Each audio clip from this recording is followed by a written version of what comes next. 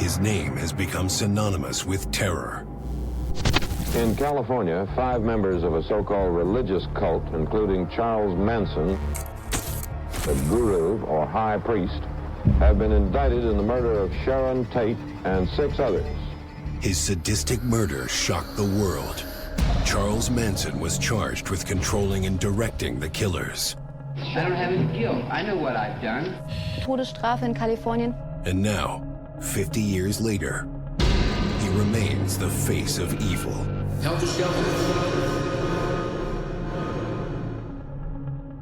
From behind bars, he seeks out his final victim, his own family. You have a prepaid call from an inmate at the California State Prison, Corcoran. Searching for closure from a criminal who shares the same blood. My grandfather, Charles Manson. I wish I could be you in what I'm doing. It's hard to look back and know where you come from. I did not want my son around that.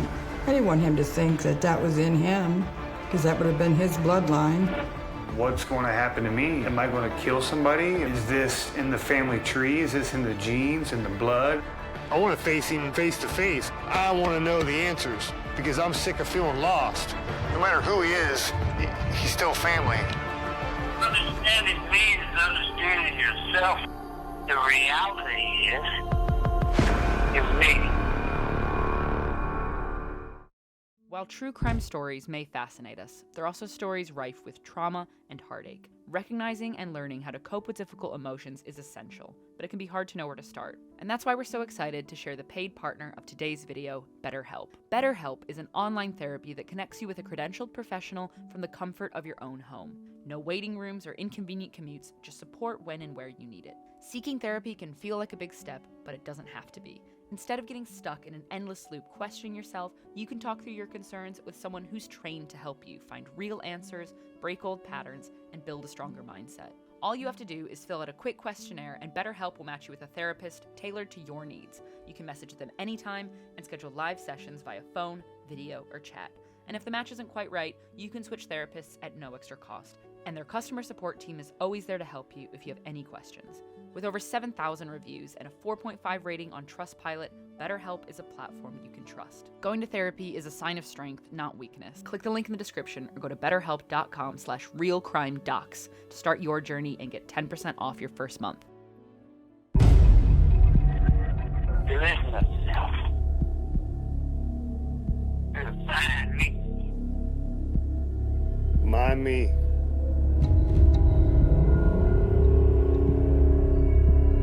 Find me.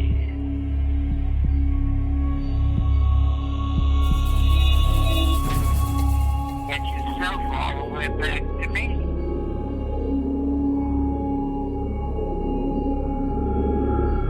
I want to update our breaking news right now. Charles Manson, one of the most notorious murder masterminds in U.S. history, has died at the age of 83.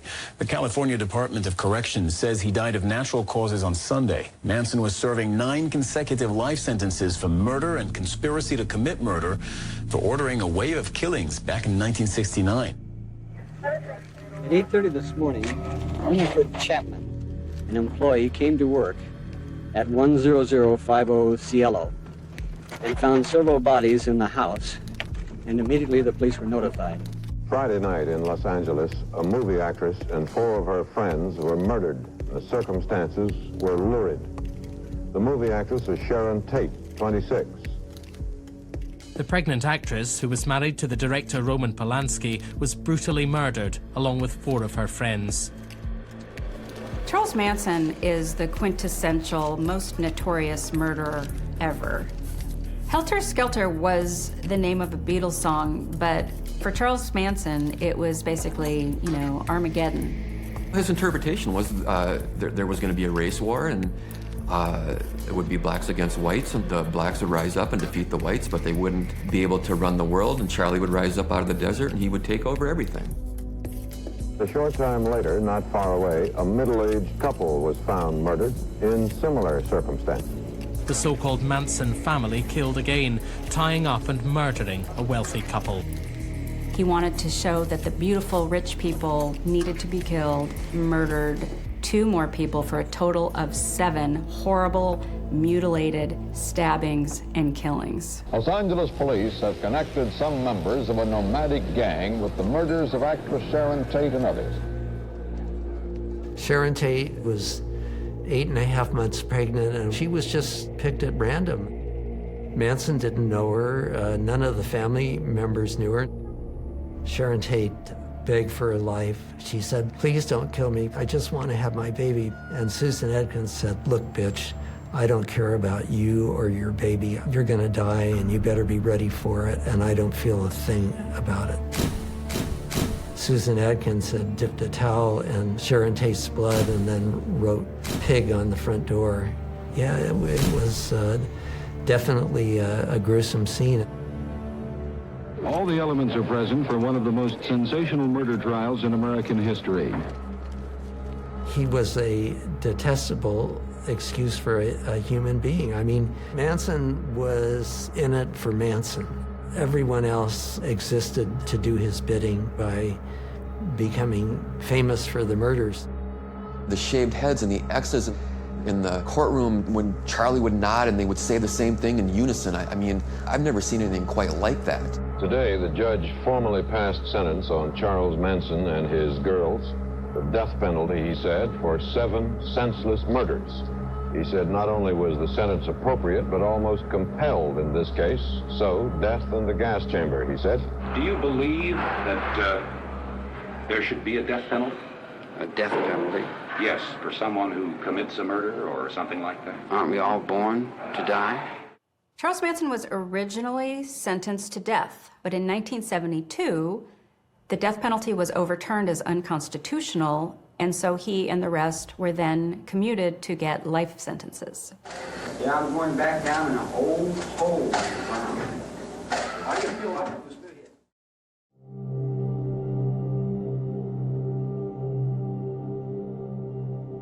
That was one of the hardest things I've ever done. Was just to get my grandfather to the funeral home. I'm gonna get out of your way. I'll let you guys have your time together.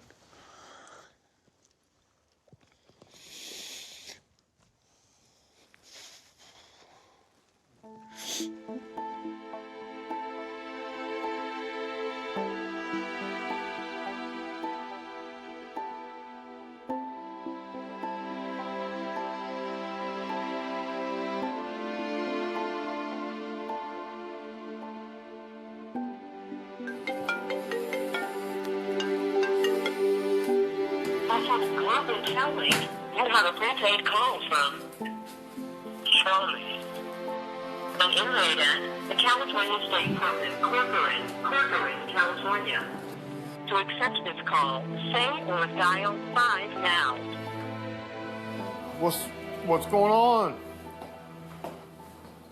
If we could communicate, I could show you another level of reality that has never been accepted. Yep. Don't carry a bunch of trash around your head. I sent you a postcard. Anything, I'll trick you. I'll trick you and tie you up. But I don't think you can get to me. Because I'm too deep. See it? I see it. We're calling it prison. These fucking assholes. They don't realize what they're going to get for what. That's it. Conversation over.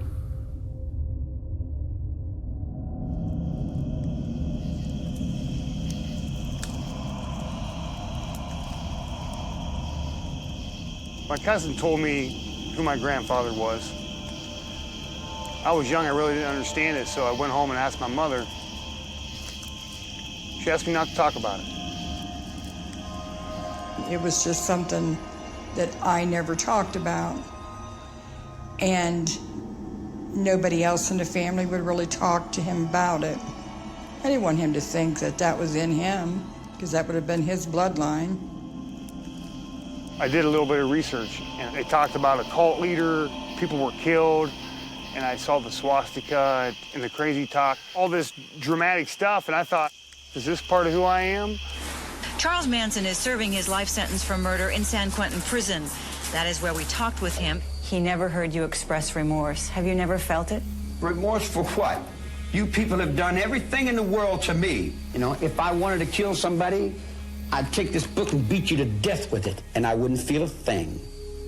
Believe me, if I started murdering people, there'd be none of you left. I couldn't imagine what it would be like to be related to Charles Manson. I'm just curious, how do you go through life with that name? Charles Manson is part of my bloodline, and I don't have a choice. I have to live with that. Understanding me is understanding yourself. The reality is, in me.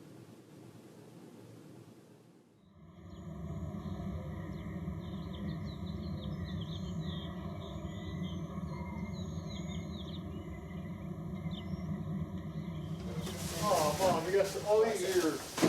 Max, you want to put this stuff back in my car? And AJ would say it. Yeah, he would say it. He would say it. Say the bad word. I met Jason when I was 22. I told my mom, I said, hey, I met this guy. And, you know, he said that he's the grandson of Charles Manson, and her face, you know, her eyes got real big. And she said, well, we're not going to tell your dad about this for quite some time. You don't really want to be known for being a so-called killer's grandson. He's still in the fridge, that goes on. I'll get phone calls out of the blue. It'll be an unknown caller, so I'll send it over to the voicemail, and yeah, they tell me they just want to kill me. They know where I live. It's like, why you want to kill me? They know what my grandfather did 50 years ago. That's why I have guns in my house now. That's why I have cubby holes set up. I even stage my backyard out sometimes. Now, where I live is a small town, but I mind my own business. I stay away from people because I don't want them to ask me about it. Those people that commit those murders, they don't realize what they're doing to the people left behind. First time I talked to Charles Manson on the phone, I was definitely nervous. I'm still angry. I still have resentment. On one side, he's family, and I want to get to know him. And then on the other hand, I hate him. So in my eyes, we had a long way to go. And it was going to take time.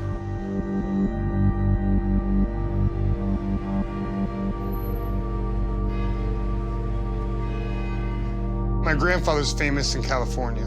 That's where he created all of his notorious fame. But he grew up in West Virginia.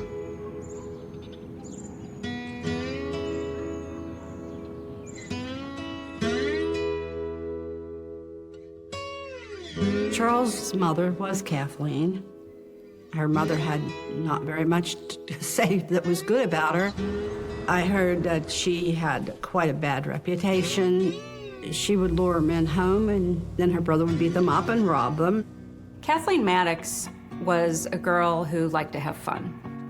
And Kathleen just wanted to go out and drink and party. She had a very religious upbringing. Her mother was Nazarene.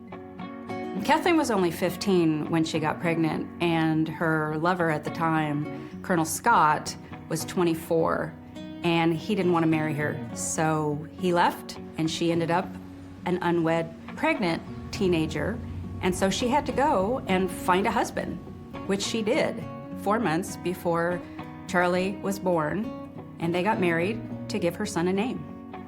Kathleen was arrested with a roommate and her brother, Luther, for basically taking this guy in a bar, dancing with him, and then saying, hey, let's go party. They grabbed a ketchup bottle, filled it up with salt, hit him over the head with it, stole his car, and left him by the side of the road.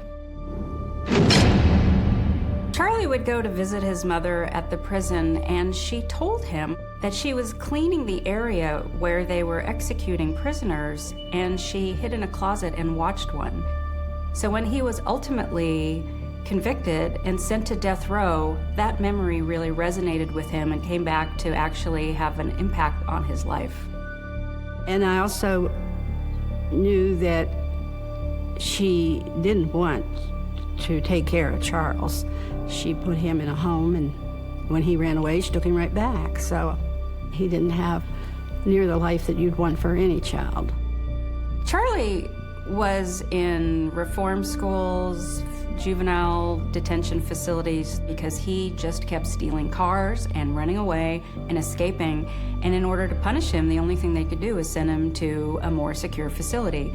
So while he was in these institutions, he got an education that was entirely different from that the rest of us get. So his grandmother agreed to let him live with her if he attended church, because that was important to her. And that arrangement was what brought him here.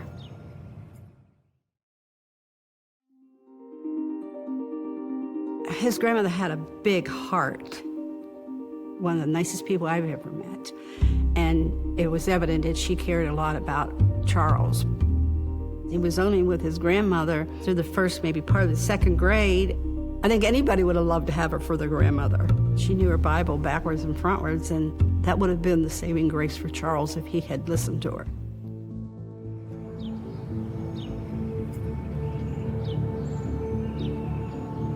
Growing up in Benwood, McMecken area, it was all railroaders and people who worked in the steel mills. That was primary. There was some coal miners, but it was a nice place.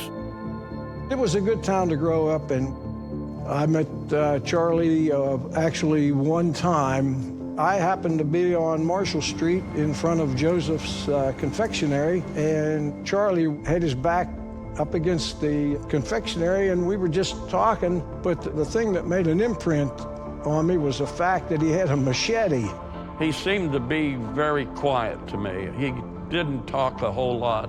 He wasn't swinging it maliciously, but he was just going back and forth, and we spoke for a short period of time and then went our ways. I had a Halloween party with the Sunday school and invited Charles to come, and he did. He came dressed as a carnival barker, but my cousin and I were the only ones who spent time with Charles. And I think he went home just a little bit hurt. Rosalie was a kind of outgoing person and very attractive. Charles went to Wheeling Downs, which is a horse racing track, and Rosalie's father always took her with him. Charles met her there, and they hung out the whole day, and she was the one. By all accounts, Rosalie Willis was Charlie Manson's first and only true love in his life. I was at Charles's wedding reception, and I have to say, I would imagine that was the happiest day of his life. He was just beaming, smiling the whole time. And I think Rosalie was only 15. Then they left and went to California. And as I understand, life went pretty sour after that. Charlie and Rosalie went out west in a stolen car, and eventually the law caught up to Charlie and he was arrested. So he went to jail. Rosalie was pregnant, and she came to visit him for a short time with the baby and then stopped coming.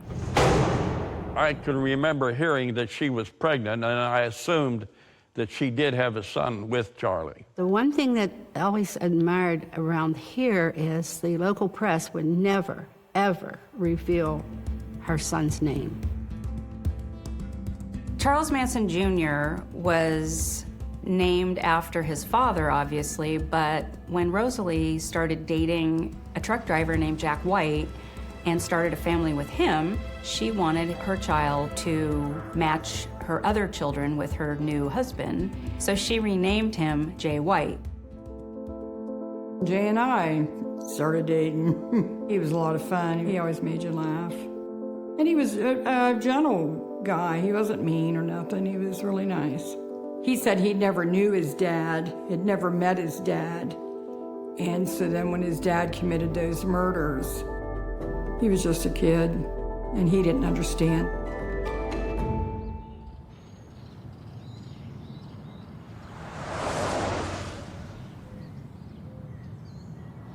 When I met your dad, I met a boy named Jay White. That's what he called himself. Jay started telling us that his dad was Charles Manson, and we didn't even know who Charles Manson was. Yeah. Because, you know, we were just kids. I never thought much about it. Yeah. Then when I went up to Cadiz and met Jay's family.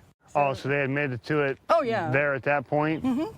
So the thing is, when Jay went to get his driver's license, his ID had to be Charles Millis Manson Jr.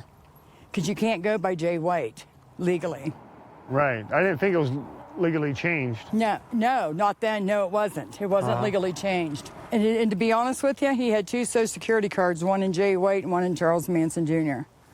Now, how he did that, I don't know. I don't even know how his mother did it. I don't know who did it. When anything legal come up, he had to go under Charles Manson. Oh, he had to? Holy cow. So then when he got a job in the coal mine, he had to go in under Charles Manson.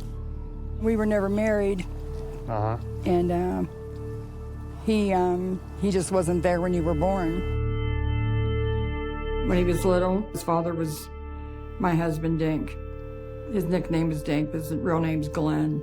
I just told him that he had a different dad, but he didn't. He lived far away and wasn't able to come and see him. At a young age, I didn't really understand why he wasn't around. I grew up knowing that I had a biological father, but he didn't engage in activities with me. I can't say that it was very troublesome at that time because my stepfather filled that void. All I ever heard was my grandfather. He's a killer, he's a boogeyman, he's a cult leader, he murdered all these people. It was such a horrific murder that it dominated the headlines at the time. A family of crazy people who were under the influence of Charles Manson, that he was able to convince them to do this. It was just a shocking incident. There was so much hatred for Charles Manson that anytime my father's name came up, it like the house exploded, shit shut down. It's like, it can't be talked about. You know, somebody give me some answers. Jay told me that he tried to see his dad, but his dad wouldn't see him. You know, if that's true or not, I don't know. But I believe that he did write to him or try to see him. The older your dad got, and the more he talked about Manson, I didn't want him around you because I didn't want you around those kind of people. Like why or what? You know, what do you... He couldn't understand why his dad wouldn't see him. He couldn't understand why his dad wouldn't answer his letters. He wanted to see him because he wanted to meet his dad and find out why he never had a dad. Well, it should be pretty evident why you don't have a dad. He's a criminal. He's in prison. It hurt him the most in his lifetime, but I didn't want him shoving it over onto you because you just grew up completely different. You had a mom and a dad. We had a family. And that's something Charles didn't have, something Jay didn't have. So I was actually happy as you got older that I didn't have to deal with him. Oh. But I never said it to you. I never wanted to run your dad down in front of you or nothing. With the Tate LaBianca murders, those choices snowballed into my family's life, right? They snowballed right into my father's life. He didn't ask for it. He was born into it. As a father, I think of my children. I want to be in their lives because I know what it's like to not have my father in my life. I met Jay in the probably mid-70s, just going into the bar with my friends after work. And at that time, the Manson murders were only 5-6 years ago.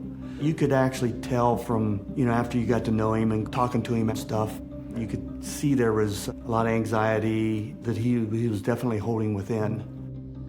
I didn't realize that he fought so many demons. When my father would come back in town, I would get a letter, I'd get a card, I'd get something for my birthday, I'd get a Christmas gift.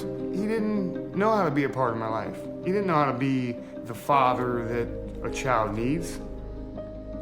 Maybe he personally saw things in himself like, hey, that's way too much like my dad. And I think maybe that might have scared him. Several times I've personally heard him say, how can I go on being Charles Manson's son? It was in the afternoon, my freshman year, and they pulled me out of school. I didn't know why yet. My mom didn't come pick me up. Nobody told me what was going on yet.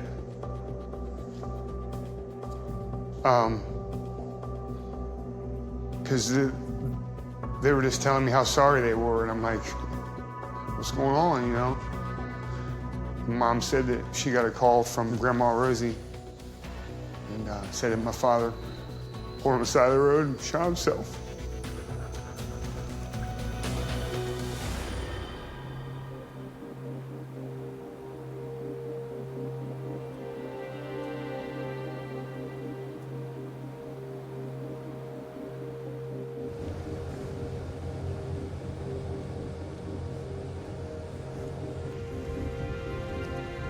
I was angry after my father's death. There was a lot of unanswered questions, emotions that would come up out of the blue. I couldn't believe he would do something like that.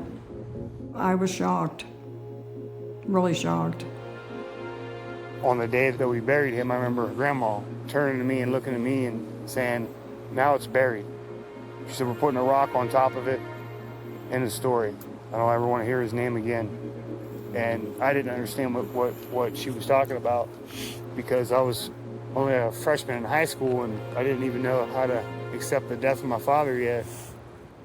And it's very confusing for him why normal kids get to have regular grandparents and parents, and not only has he not seen his could probably be one of the biggest villains in the country. So it was tough for him to even talk about.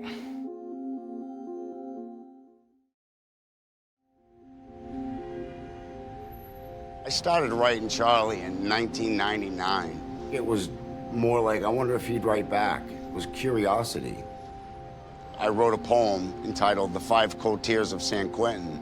It touched him enough to write me back, ask for my phone number. I gave it, and he called, and the rest is history. We've just maintained this friendship. I got a phone call, and Charlie said, hey, man, I need a favor. Charlie likes to send you on these missions. Manson asked me to find his son, Junior, because there was a rumor that he had committed suicide. And I think Manson was looking for confirmation because he didn't believe it. There was no proof, he said. He's out there, there's no, find him for me. So when I did, and sure enough, it led me to Colorado. I had to pay, I think it was like $14 for a copy of the death certificate, and right on the death certificate, it's got the same date of birth, AKA Charles Manson Jr., Jay White, and I sent it to Charlie. Sad to say, but it's true, Charlie. He committed suicide in 1993. After my father, Charles Manson Jr., died, I seemed to get into a lot of trouble. It was just another negative he had to deal with. One more thing for him to try to pretend that everything was okay, but it was eating him up. I had the tunnel vision of a young kid. I was always on probation every summer. Vandalism, petty theft. He sold drugs, he got in trouble for it, and I really didn't know he was doing all that. I spent 8 months in prison and 6 months in a rehabilitation halfway house.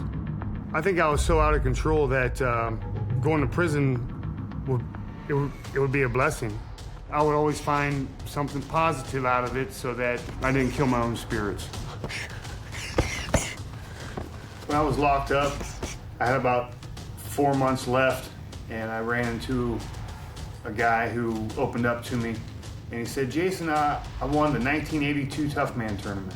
And I'm like, so you fought? He's like, yeah. He's like, that was a big achievement for me. And he's like, nobody can ever take it away from me. I'm like, yeah, that's awesome. You know, he won the championship.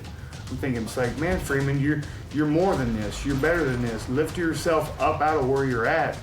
When I got out, I made a new goal that I was going to get into boxing and mixed martial arts.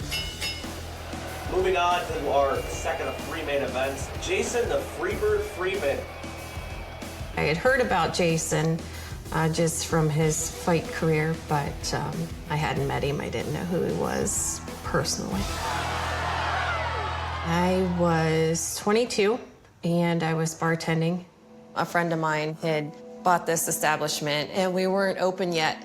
And there was this knock at the door. So there stood these three big guys wanting to come in and eat wings. And one of them was Jason. So he was there all night flirting with me. And every time I would serve him a beer, he would, you know, tip me $5, $10, $20, whatever it was. So yeah, I think he pretty much bought me the first night. It was about a week into us dating. He said, well, you're gonna hear something. And he said, I'm just gonna tell you now. He said that my grandfather's Charles Manson. He didn't get into a whole lot with me because we were so fresh in our relationship. I'm like fighting my way out of my hometown and fighting my way away from my past. It feels like a family tree has a branch around you, just slowly taking its time to suck the last piece of breath out of you. Well, at the end of my career, I realized that I had to grow up and get a real job. So I could either go in a hole and work in the mines, or I can go up high and work in the oil field. And I thought, well, you can't bury a freebird underground, so I had to pick the oil field. At that time, Jason's stepdad was still alive.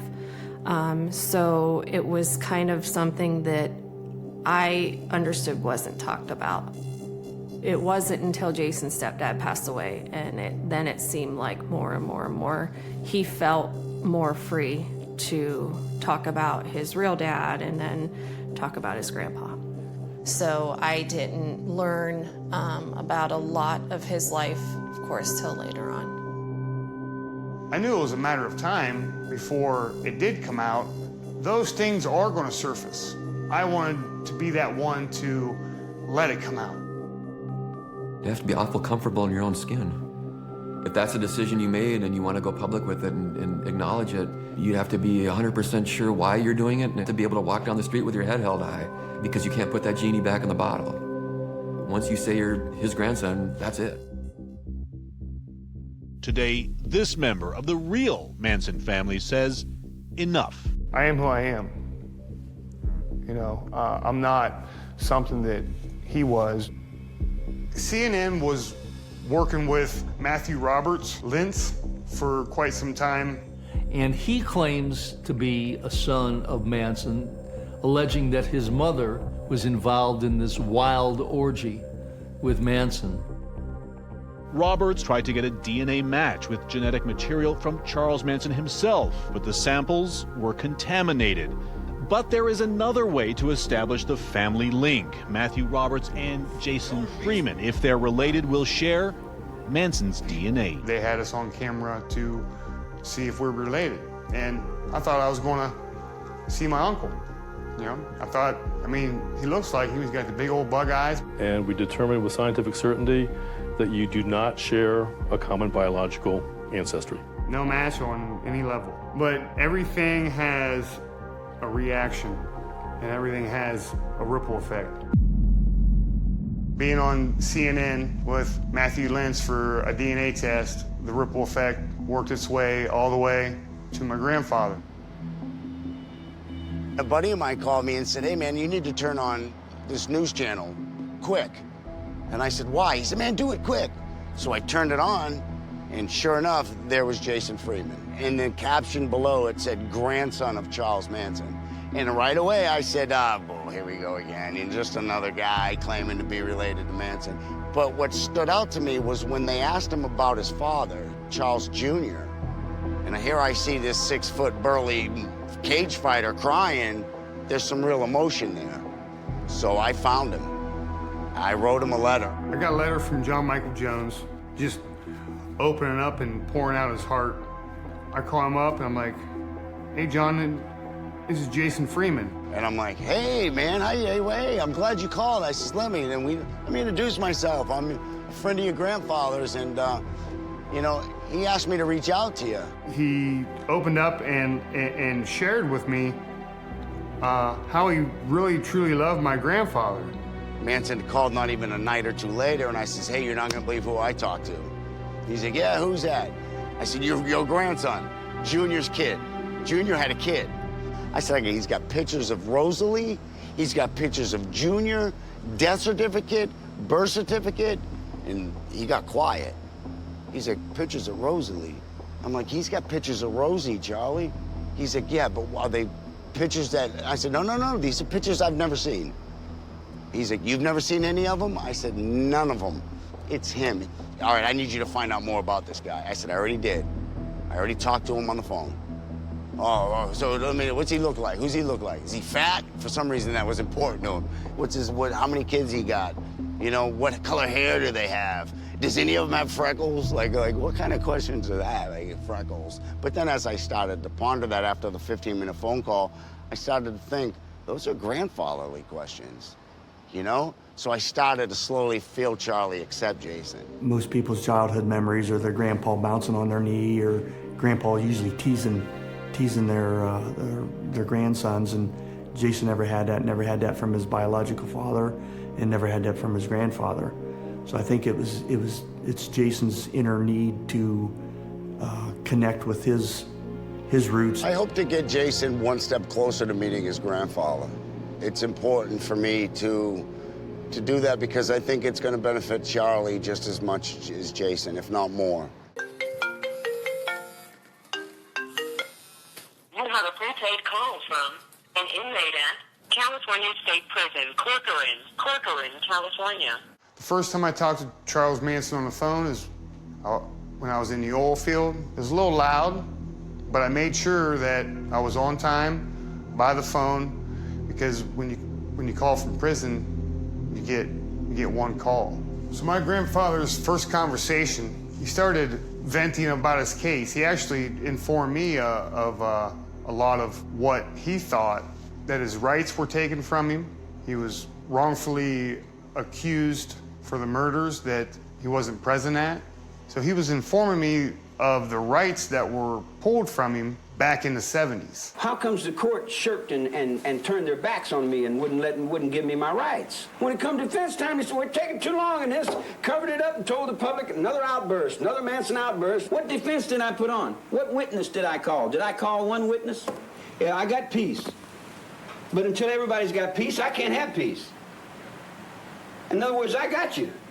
But I can't have it until everybody else gets you. And then when everybody else gets through with you, then I'll get you.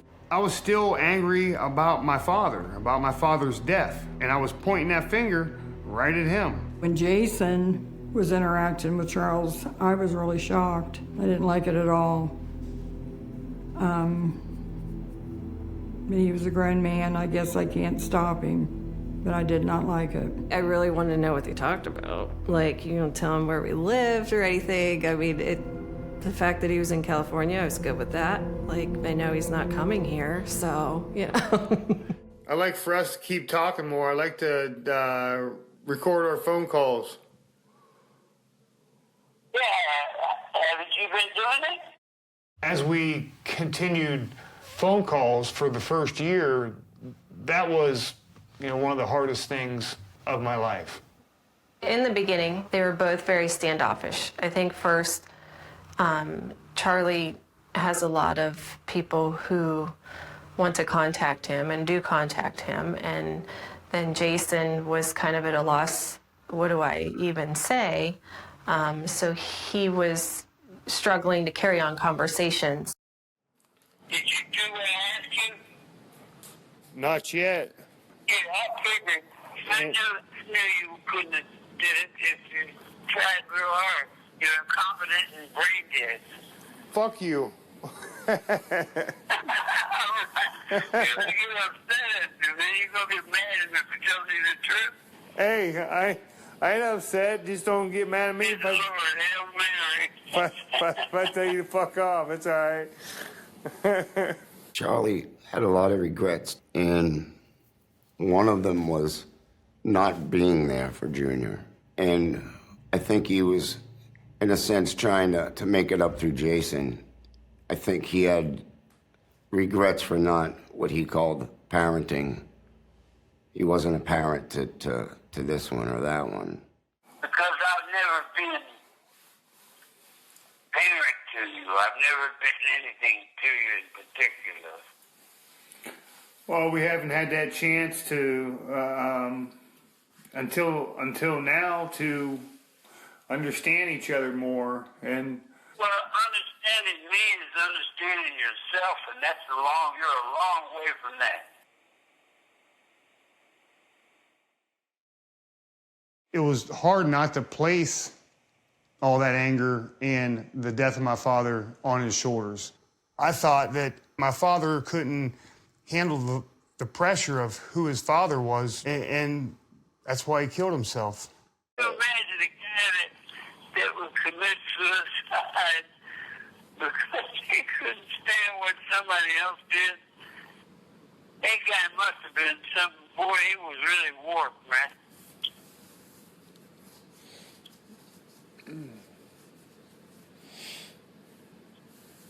What would you do in a situation that had a lot of pressure to it? Are you asking me that question? Yeah, well, you knew the guy. I didn't know him. As we got to know each other, and he told me that he didn't get the messages, he didn't get the letters, he didn't get the stuff from my father that was sent out there. He said that there was so much going on, and there was so many people, he didn't know who was who and who was real.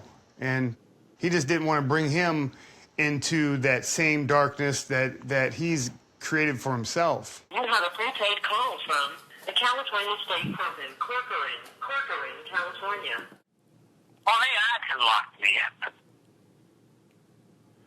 Everything in the world is in my mind. I rule me. Me's all there is to me.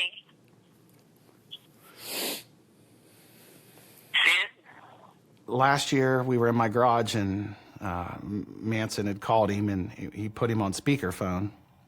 I'm everybody. I'm everywhere. I'm everything. I'm nothing. I never was. I've always been. The paradox is like the double entendres that are one way and the other way. I know, but I don't know.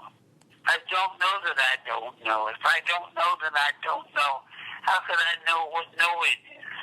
I started thinking to myself, here's my buddy who's chased this and trying to get some answers and some soul searching, and this is the conversation that he gets with his grandfather. It wasn't much of a conversation. It was just Charles Manson talking. I could tell you things about spiders and solitary confinement that you wouldn't believe. You can't be too smart. You've got to be on a low-life level to understand the low-life consideration. At that point, I didn't know how good it was for him emotionally to continue to make these phone calls to the prison. But it also wasn't my business. My job was just to support him. I tried to tell my son that. I said, Jason, he's a criminal. He's always going to be a criminal. He just is who he is. Just from what you see on interviews and stuff, how crazy he talks. Kids, see, it's your life. It's not mine. I'm just another guy walking down the road going, how many times I got to go through, where's God at? She said, I've got a face, what is it? I just didn't want him filling Jason's head full of crap. There's good in Charles Manson. I don't care what anybody else thinks. It's there. The evil things that he was involved with, that's the evil side of life. Charlie began to see that Jason wasn't a struggling actor or a starving musician, but that he was just an average Joe, a dad who was just supporting his children. A family man who just wanted to know his grandfather. I think that he's proud that he's his grandson and look what he's overcome. Like, could everybody else in this room, could everybody else that may watch this, could you be Charles Manson's grandson and then develop a family like him and, you know, be an entrepreneur and be as successful as him and have beautiful kids and a wife? You have a prepaid call from the California State Prison, Corcoran, California. How's your kids, man? Man, they're doing good, brother. Yeah, that's good. Yeah. Well, I mean, you know, they're gonna grow up like the teacher, man. At first, I would, you know, he would be talking, oh, here's my wife, Audrey. I mean, he was as close to normal that you can include in the same sentence with Charles Manson, but fairly normal. Who are you gonna vote for? Me? You gonna vote for Trump? What about Hillary? Because you're doomed if one wins and you're damned if the other one wins. So in the beginning, he didn't start talking to the kids. You know, it wasn't until after Jason and him had kind of developed a relationship, and then he wasn't the crazy monster that he was made out to be. I don't like the thought of the kids knowing stuff. He would call our house, you know, the kids would talk to Charlie on the phone. It was just kind of like, hey, your grandpa's on the phone. Yeah, they reflect you. That's why I have to keep myself in check because my kids are following what I do. You're working regular? That's what counts. You got kids, you gotta have that job, man. Take care of your kids, take care of your family. Take care of yourself, that's all you got, man. Yeah. You certainly don't have me. I get it. Yeah, I'm a cold dude, man. I feel hard like a mother. I leave you sitting in this cell and I'd be up on a train. I'll be in your back pocket. Yeah, I ain't going nowhere. Jason never looked at it like he was talking to a cult serial killer. He was always talking to his grandfather. I'm his grandson. I can't look at him as just being evil. Overall, I think Jason came out of those years with some sort of connection with his grandpa. Well, I'm looking for some relief from this dilemma that I'm on the horns of this devil I'm riding over here. I'm trying to figure out a way to get out from out underneath this bullshit, and I can't find a way. Well, however I could contribute to help my grandfather, I would do that, because if you're family, and nothing comes in between that.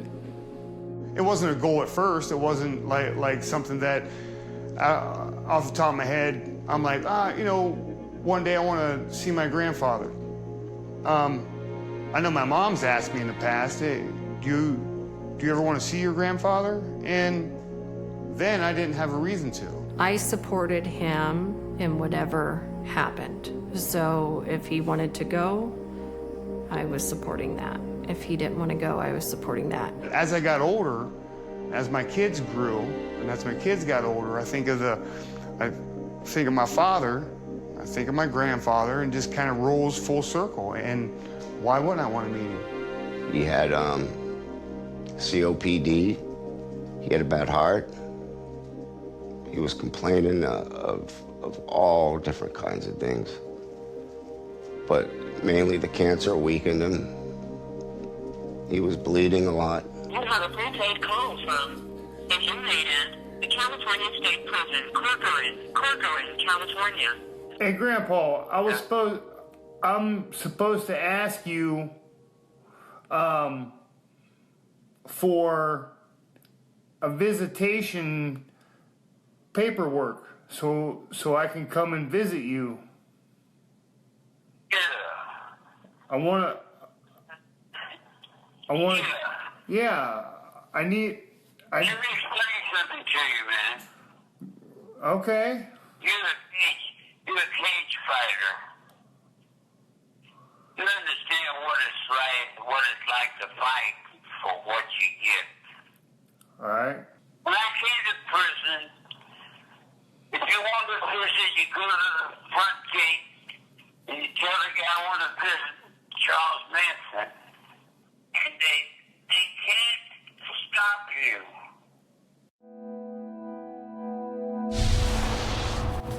Welcome back, everyone. Cult leader Charles Manson has reportedly been moved from prison to a hospital here in California. Sources telling the LA Times the convicted mass murderer is in serious condition. It was no secret, Charlie was very sick. And it was different this time because he started to lose weight, a lot of weight. I just knew it was it. I felt it. I thought this guy can't last much longer. As he gets older, no matter who he is, he's still family. I want to be beside him. I believe that the first time I see my grandfather could possibly be the last time I see my grandfather.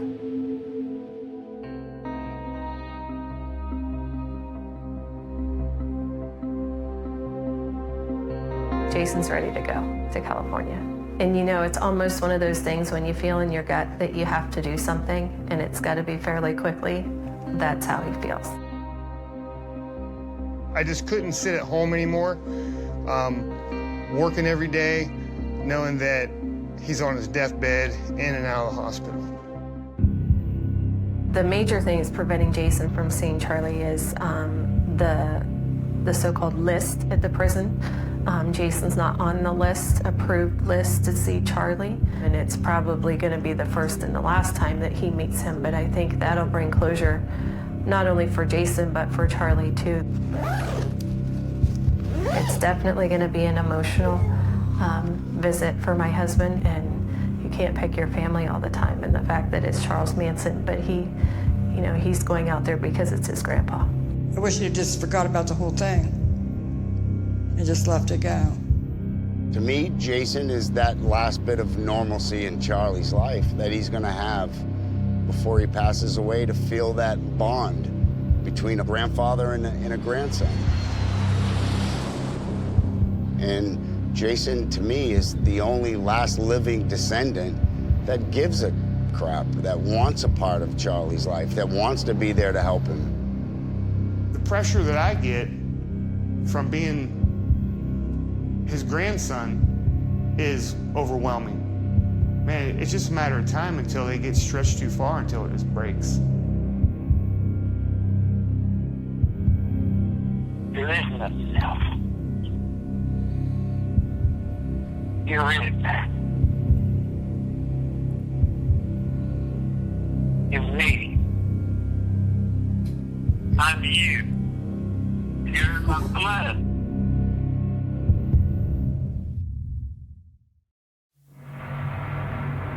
His name has become synonymous with terror.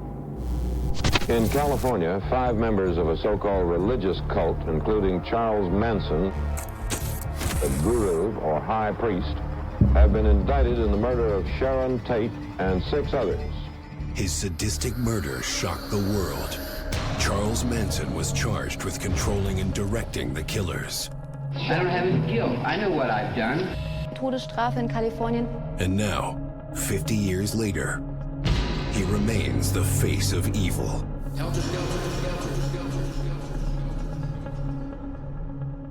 From behind bars, he seeks out his final victim, his own family. You have a prepaid call from an inmate at the California State Prison, Corcoran. Searching for closure from a criminal who shares the same blood. My grandfather, Charles Manson. I wish I could bring you into what I'm doing. It's hard to look back and know where you come from. I did not want my son around that. I didn't want him to think that that was in him, because that would have been his bloodline. What's going to happen to me? Am I going to kill somebody? Is this in the family tree? Is this in the genes, in the blood? I want to face him face to face. I want to know the answers because I'm sick of feeling lost. No matter who he is, he's still family. Understanding me is understanding yourself. The reality is, you're me.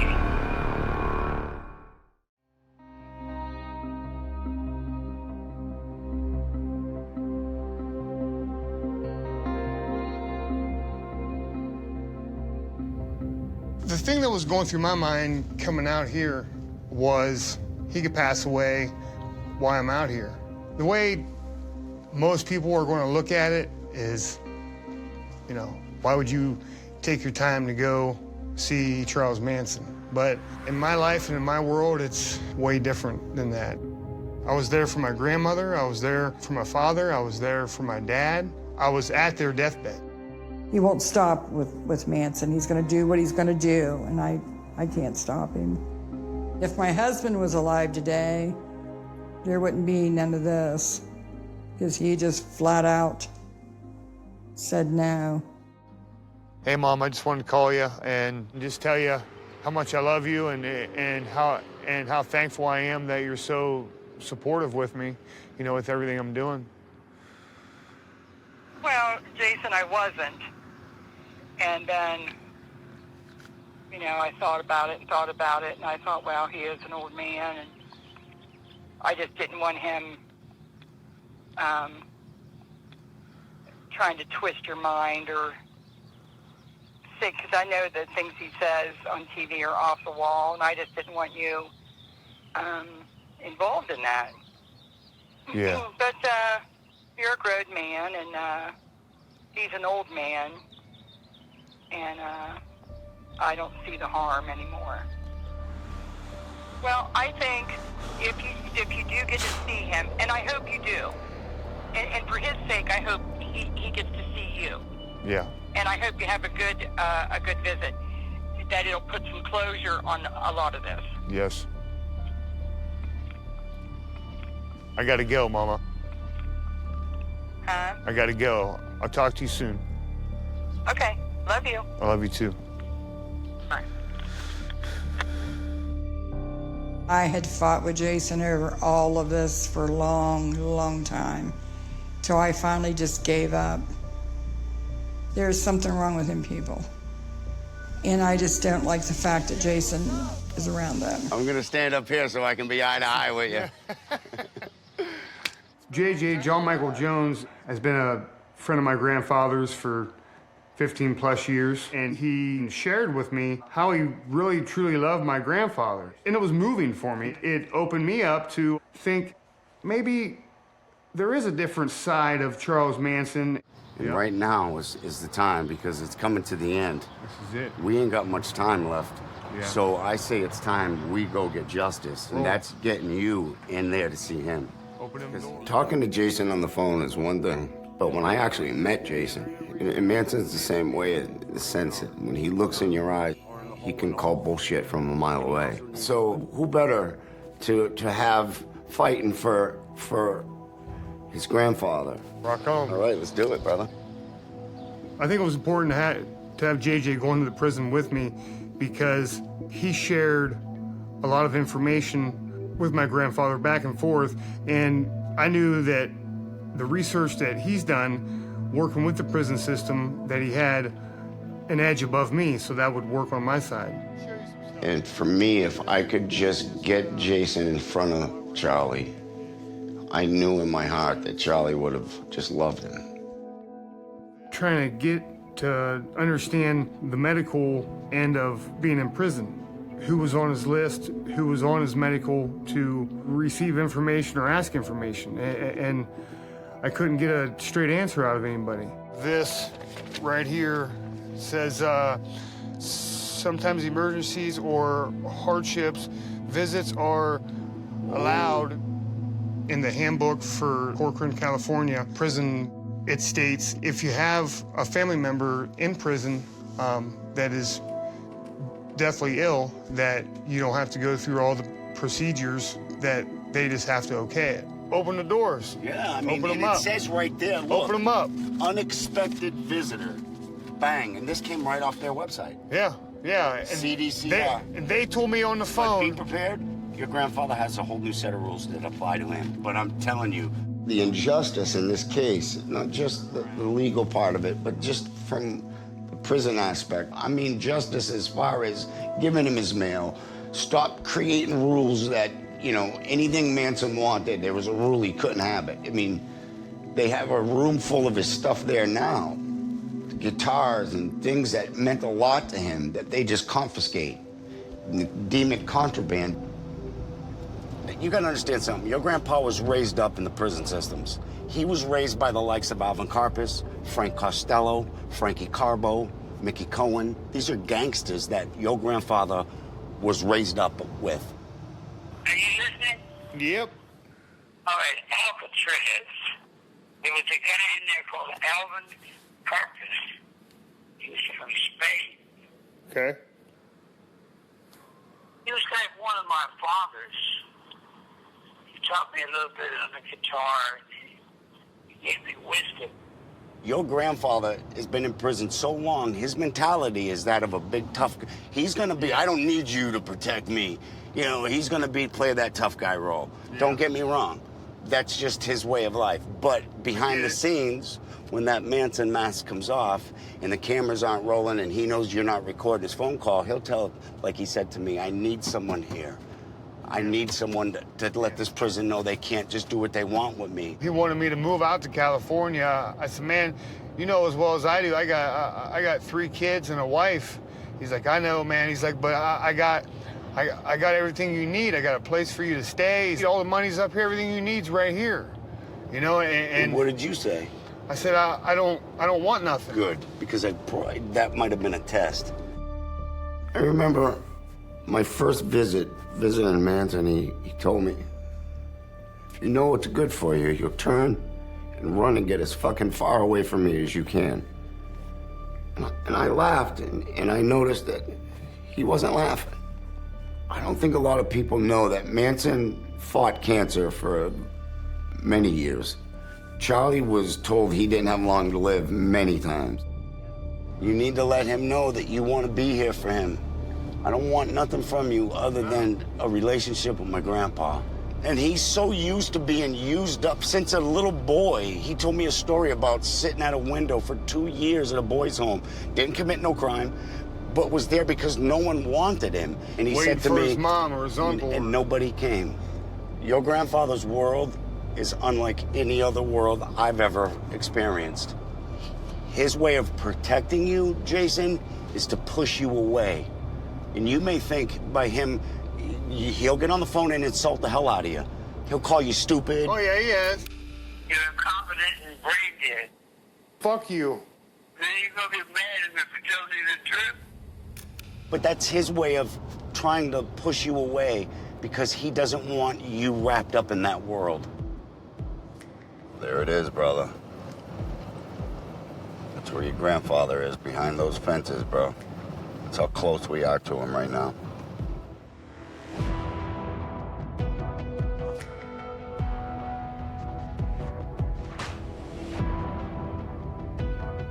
All right, bro, Corcoran State Prison. Game on. Game on. When we pulled up and we was going straight to the front gate, I was waiting for guns to be pulled. You know, turn around and never come back is what I expected. How you doing, sir? Good, how you doing? I need to get to the visiting center. What are you here for? I need to see my grandfather. He's in the hospital. I need all your identifications. Okay. Now, what's this about? I'm here to see my grandfather. He's in the hospital, and I brought my documentation to show that, you know, that I'm his grandson. And then I was looking through the documentation for the visitation, and it says on here for me to ask for the sergeant so that I could fill the proper paperwork out, you know, because he's in the hospital right now, and he's got early stages. Who's your grandfather? Charles Manson. Charles Manson? Yes, sir. Okay. It's just hard for me to, I see him in his last days, and it's just hard for me to see what's going on and not be able to help him and be there for his. And yes, and I understand that, but we still got procedures we got to follow, and you still have to go through the process of getting cleared through the visit and all that. But once you submit that paperwork, I mean, you can come every weekend, no problem. Oh, beautiful. Yeah. I just don't seem living, you know, much longer, and I just want to be beside him. That's all. Okay. And that's understandable. If he's got, no, he still thinks on his own. He's not as bad as they're making it sound like it is. Yeah. Yeah. I can't divulge anything to you, but I can let you know he's doing all right. That's beautiful. Thank you for that. That's incredible. I just opened up somehow. I think it was spiritually, because my mind was, you know, was wrapped around being on the inside. Without him sending you an application with his signature on it, that's just our policy. We don't allow visitation like that. Even family? It doesn't matter. He has to request those people to be authorized as visitors. Okay. Once he sends that request to you, you'd send it back to us, and then we'd process you, but it has to be at his request only. Got it. We can't force him to take a visit with somebody. No. And that's what I'm saying. So No. if I just took your application, that would be me forcing him. You know what I mean? He's in the hospital. He's on his deathbed. You know, like I had everything. I had all my documentations from when I was a boy to link everybody up to who my father is. And, you know, my grandfather had his set of rules at the prison, and everybody else had their own. I'm so proud of you right now, bro. You're getting me all choked up. I had to open up a little bit. I know, but listen, but you know and I know why we're here, and it's for the right thing. It's to love him in the final stages of his life, to let him know someone's here that cares. Yeah. You know what the best feeling was, though? Right before the conversation was over, man, the one guard looked at me and said, "Jason, I want you to know that your grandfather's doing okay." Even though I'm not supposed to be telling you I want you to know that your grandfather's doing okay. That's right, man. That was the best. You know, I looked at him with a whole different perspective and respect. It's going to get back to him that you were at this gate today. You mock my words. Mock my words. JJ's pretty good with his words and speaking from the heart, and I think it was important for my grandfather to know that him and I were out there. It wasn't just me, but it was somebody that knew how to get word to him. And I want him to understand that every step I'm doing is to benefit his last wishes. That's right, bro. You know, if his last wishes are to have his ashes in my corner, in my house, spread across the river, I'm going to do what he wants me to. That's right, brother. I just told him, Jason, if you don't do it, they're going to throw him away like trash. And Jason said, that's not going to fucking happen. I'm not going to let them throw my grandfather in the trash. What do I have to do? And I said, we have to get you as the next of kin.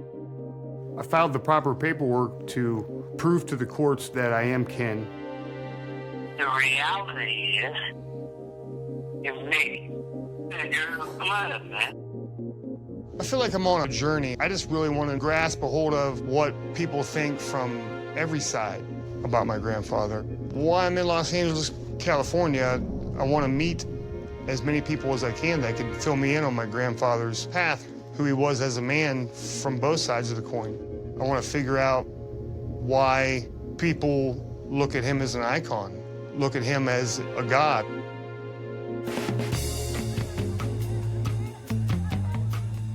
It was 1967 and the summer of love. Charlie had just gotten out of federal prison in LA. And when it came time to parole him, he said that he didn't want to be paroled because prison was his home. And they literally had to escort him to the front gate of the prison and boot him out.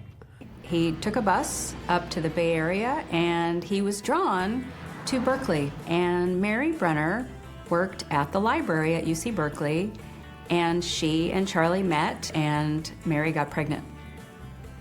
Charles Manson wanted to put together a group of people to basically come along with him, this anti-establishment, peaceful, loving, sex-filled and drug-filled family. And he picked up these troubled, lost souls along the way wherever he could. And he picked them out because they had mommy or daddy issues. And he became kind of a father figure to them, a Christ-like figure to them. And he called them his children. And one by one, he pulled them in. I met Charlie for the first time at a party through a couple of friends that took me there. It was magical. Charles Manson had, like shoulder length, wavy hair. He was in his early 30s. He was very playful, played the guitar. He was a fairly good musician, and I think he had some aspirations that he would make some money from his songs. Charlie used his music to help, indoctrinate us. He just had this way of convincing people of, who they were and what they could do for him and what he could do for them. And he had sex with them and told them whatever he thought they needed to hear, and they loved him. And so he just really was cutting us all off. You don't need your mom and dad. He loved, being super isolated. The place where the Manson family lived was actually a movie set.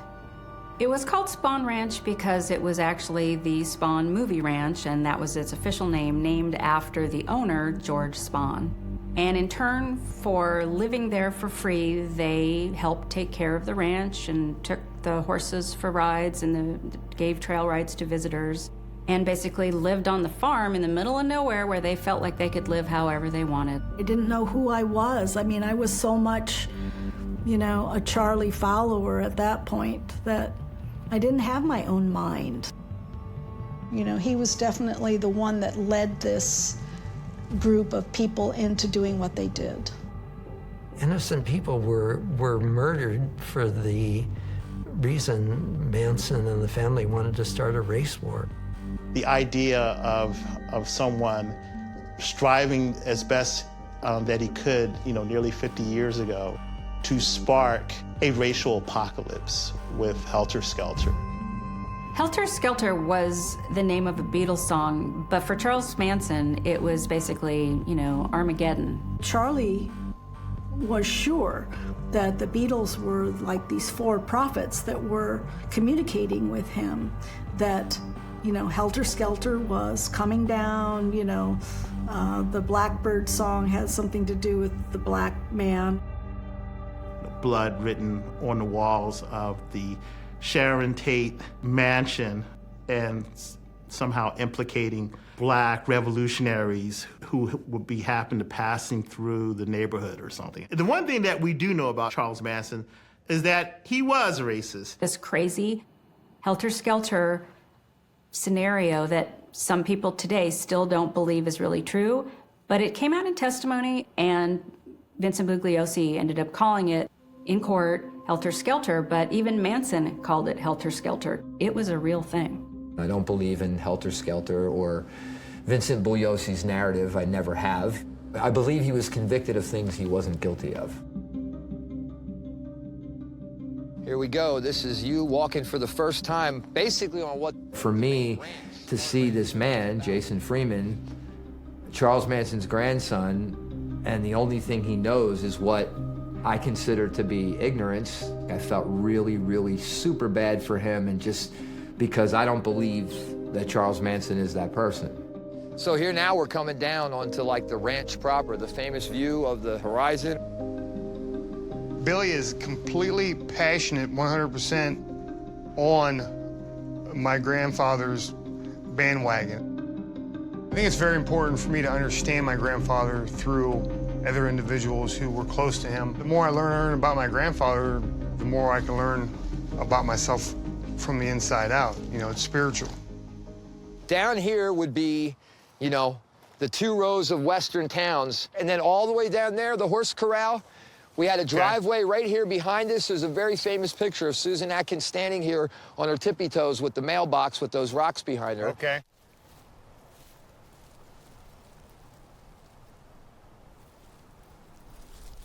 Well, here you have it, the famous Life magazine Wave Cave, I guess as it's come to be known, a spot everyone likes to come to so much because of that iconic picture. Was my grandfather here for that picture? He was not here for the picture. That was after his arrest. Okay, the photographers came out here sometime, you know, later and staged shots of the family at the ranch. Oh, okay. And so that was that. So from what I heard, a story like a past mouth to mouth was that he said, "What, that rock over there? That was just a rock, you know." But I imagine some people enjoyed this spot. He's thinking all this bad stuff he's carrying with the rest of his confusion. I just tell him, hey, dude, you don't have to believe this. Like, you know, there's some things you ought to know maybe about your grandfather and what could have happened, not what they say happened. Talk about asking if any places have any special significance. I would imagine that this place would have held some of the best memories for him. Why don't you pull up a seat on the rock, man? All right. This rock? This is the spot where your grandfather and his friends would come most of the time to play their music a lot of the times at night. A spot where a musician, any musician, makes their music. Yeah. Is a really sacred spot to any musician, and this is a rock that has now come to be known as Charlie's Rock. Yeah, this is the spot where him and all his friends would come with all their instruments, party, play their songs, write their songs. I never thought as a kid growing up that I'd be sitting on the same rock that my grandfather played on. I'll tell you what, I'll tell you something else about it. You know, a rock carries vibrations, right? Almost like an amplifier. So if you think of your grandfather sitting here playing those songs, it's got to give you a rush. Did you hear some of the songs I wrote? I got a couple of your albums. Most of that stuff is just stuff that fell off the edge of the table. Stand up for just one, or scoot over a little. You see this right here? What do you think that is? Yeah.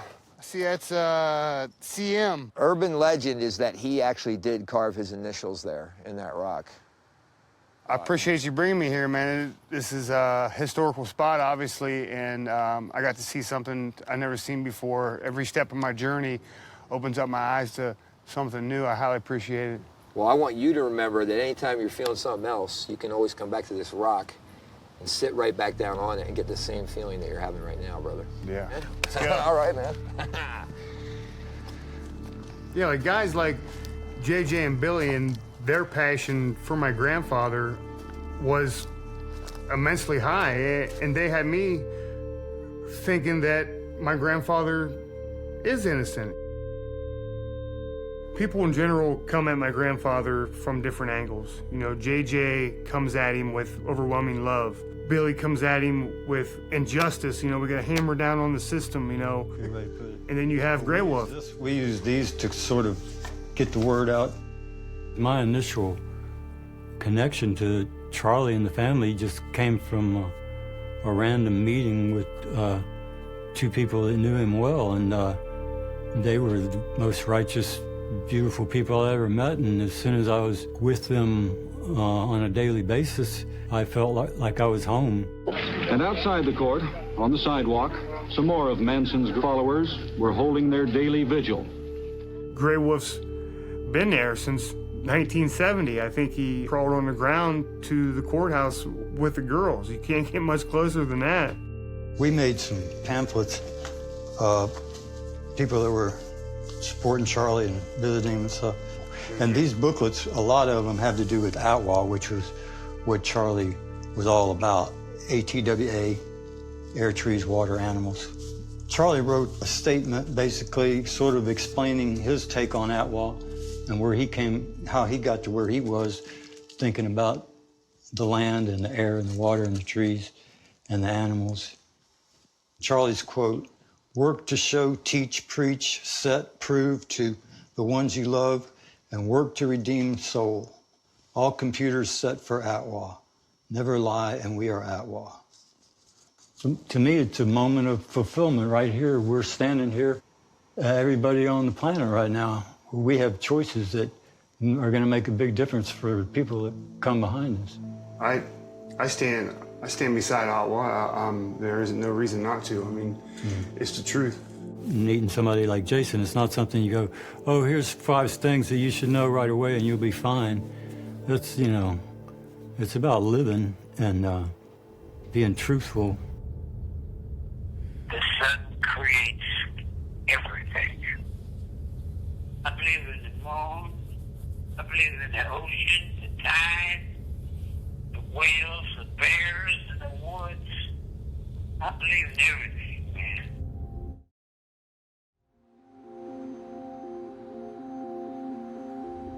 I'm going to introduce you to a guy that's known your grandfather since the early 90s. Not too many people know him better than this guy. This is George Stimson.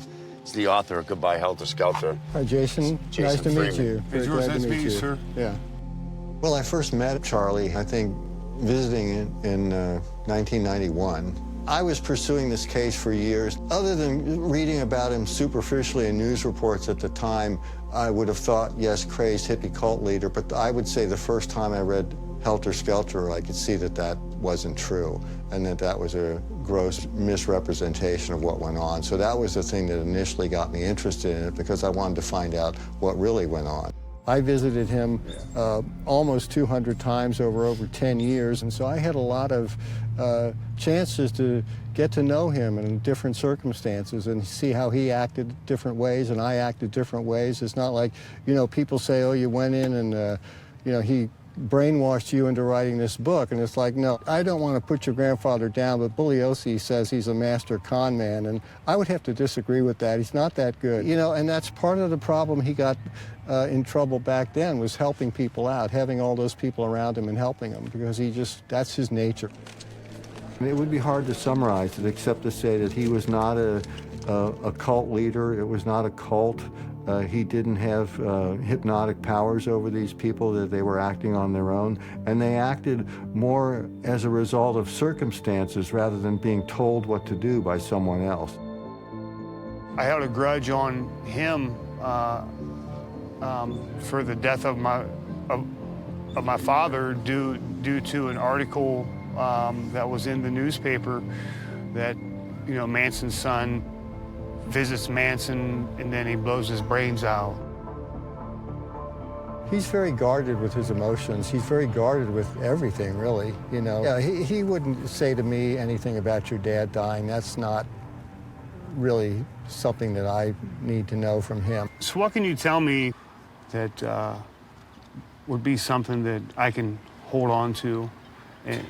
Well, I don't want to try to whitewash him, but really how good he is. And I'm not saying he's a good guy. He's a terrible guy. He's both. He's all of it. He's good and bad. Evil. He's good and evil. I'm not saying he's a good guy. I would certainly not want to be on his bad side, but then why would I ever be on his bad side? You know, I'm not going to get there. Yeah. I don't get on bad people's sides. I'm not in this world to make enemies. So that's what I try to tell people about me. I'm like, just stay on my good side, man. We're cool. Yeah, he's fine. He's a very good guy.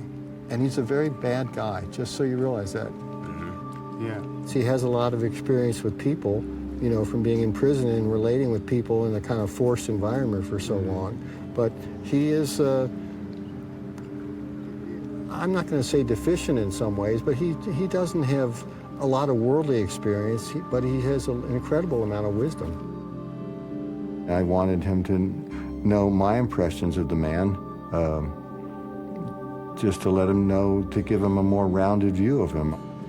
You know, I think what you're doing is right. It's coming from your heart and your soul, and it's the same heart and soul that's in him. So I hope you get together. I think you should. I have my own opinion. It's a lot different than Jason's when it comes to these people. And when Jason started talking to them, it was almost like he was being pulled from what he thought and he knew into this whole crazy, just other world. I wish I could have went with him to California. Now I wished I would have, just to see for myself, you know what I mean? Because I'd have been like, nah, you're not going around these people. All of this extra information, and he's innocent, and these other people who are air, trees, water, animals. This was definitely the background noise. Honor to meet you. Okay, thank you. Honor's all mine.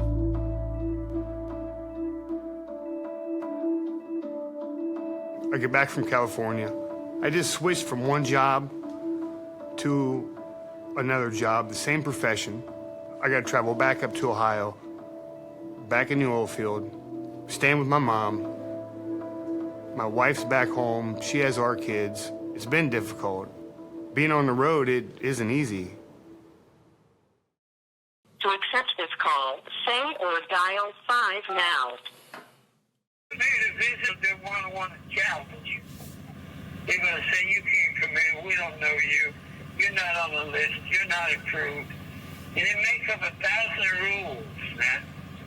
You have to murder about 35 people before you can even start. Because I got ego trips that just despise me. They despise everything I'm about because they're jealous, coward punks. I know that. You know, when I told JJ, I told John, I said, if I gotta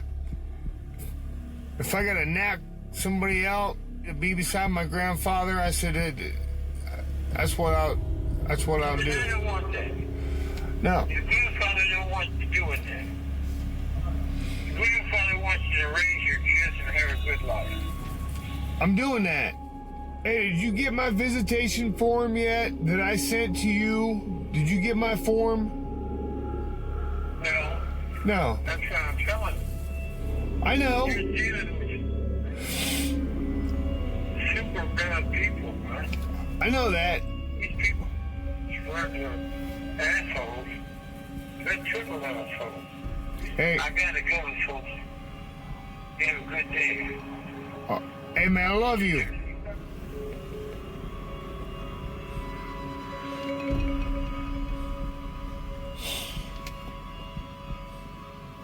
Man.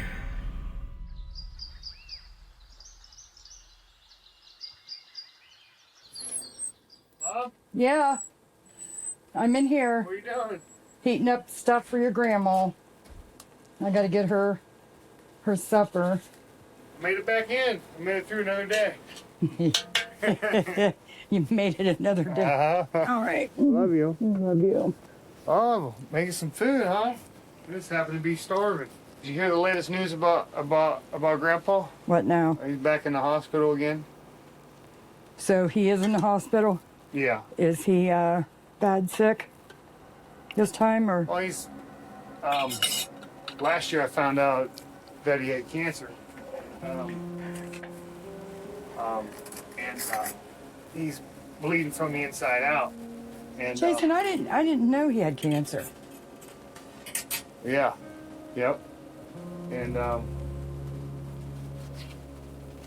don't know. I just wish something would give. I wish I would get a break to be able to go see him. I mean, it could be. Is that what he's going to die from? Is cancer? He could die any day. Yeah. I mean, if he's back in that hospital again a year later, same thing happening, and he's got cancer, and he's not going through any kind of radiation or removal of the cancer. Yeah, I mean. Do they take care of you in prison when you're sick like that? It's just a matter of time, you know. Yeah, they'll take care of you, but I just don't see him taking care of a 82-year-old man, a 83-year-old man. You know? Yeah. I think he's given up, Mom. I think he's just had enough. I want to update our breaking news right now. Charles Manson, one of the most notorious murder masterminds in U.S. history, has died at the age of 83.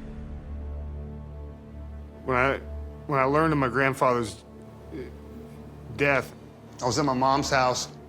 I had to let my wife know, and then in the same breath, I had to let her know that I didn't have that job in Ohio that we take care of our family with. There was two major things when I woke up. I didn't have a job, and I lost my grandfather. Jason was emotional because, you know, he tried to get out there to see his grandfather, and he never got to do that. But I think he was prepared for it. It's done. It's just done.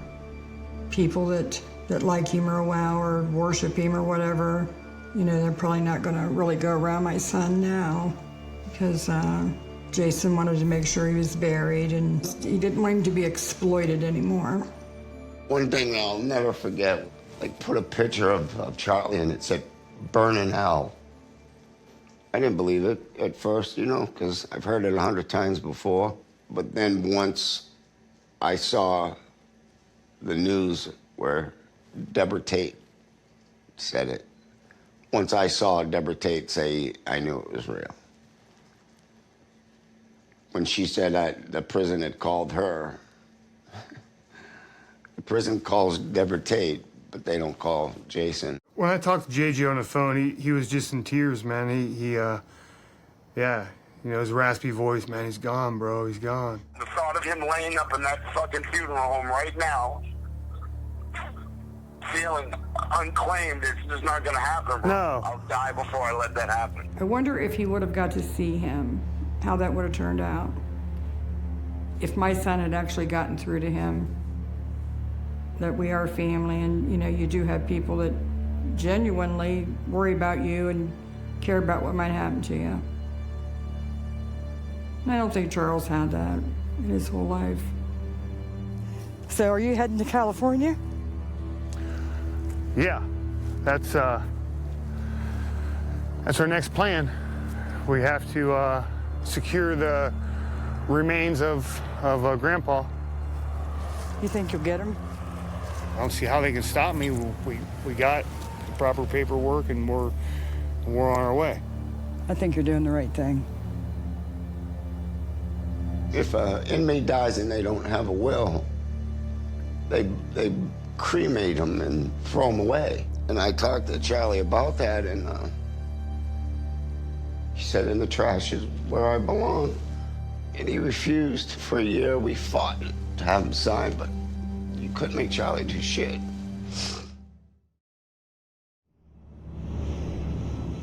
I wanted to go to California and claim my grandfather's remains, and I asked JJ to be with me.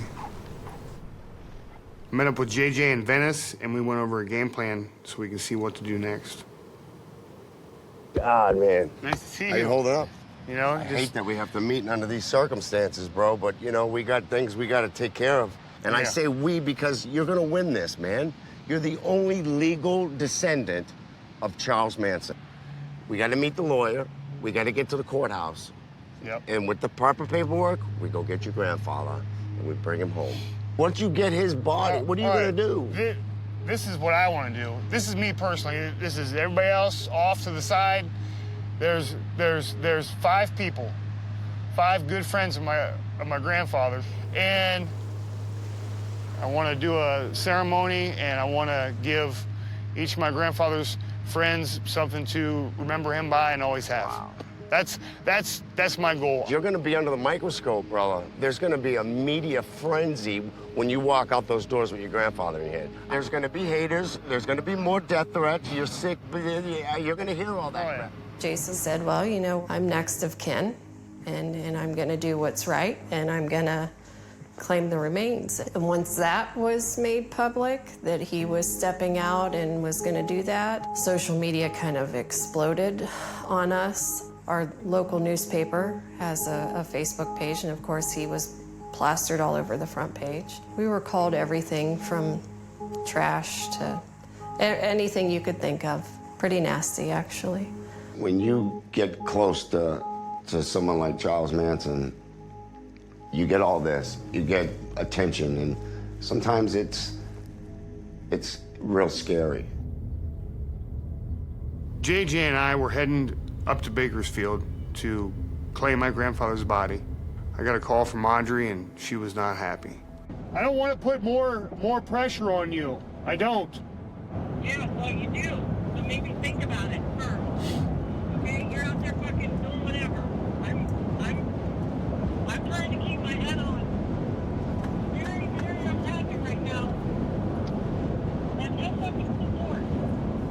I can keep the house, fucking bills, fucking shit piling up on top of me. Let it go, nobody here to help me. You know, there's something wrong when you have formed your entire life around following one person.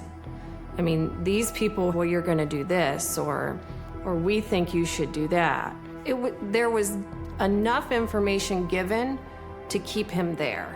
I felt like he was being drawn off the path that he knew he wanted, because all these people who supposedly were these close friends, you know, knew what was best because they knew Charlie. So, you know, Jason felt compelled to take the route that they were telling him to take. It's been difficult. I've had a lot of challenges. Oh, the strain on the relationship is, you know, just like it feels like you just pull them ropes tight and you think them ropes are going to break. I just remember multiple times being away from home that the ropes just, you can hear them pulling tight. I believe in my higher power that me and my wife are going to come through this and become stronger. You know, if I can suggest something, I would say that play a little mind game with them and say that I was told that the Kearns County was trying to get in touch with next of kin, and the next of kin is here. My name is Jason Freeman. I'm the grandson, and I would like any information that you can give me. And if you can't, can you at least point me in the right direction? Okay. And that I would just go from there. It's Manson, man, he's right here. We're this close to him. Kern County Coroner, we're in the right place, brother. After you.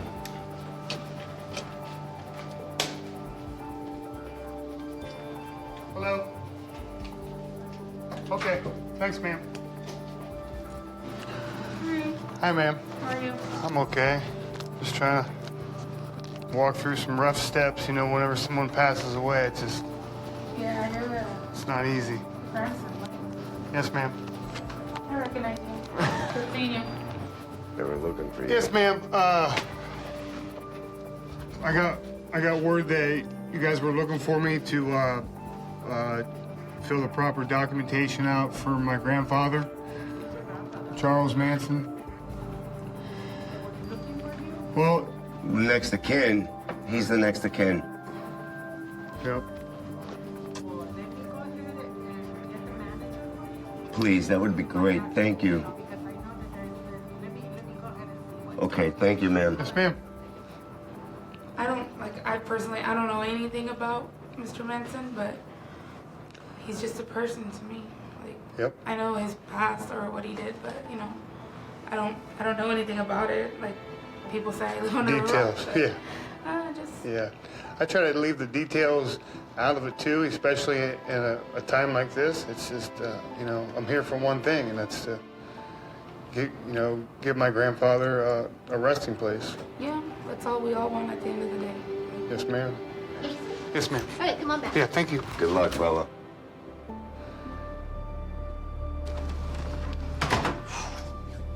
Yes. Establishing who is the legal next of kin. Yes, ma'am. It's great meeting you. Yeah, brother.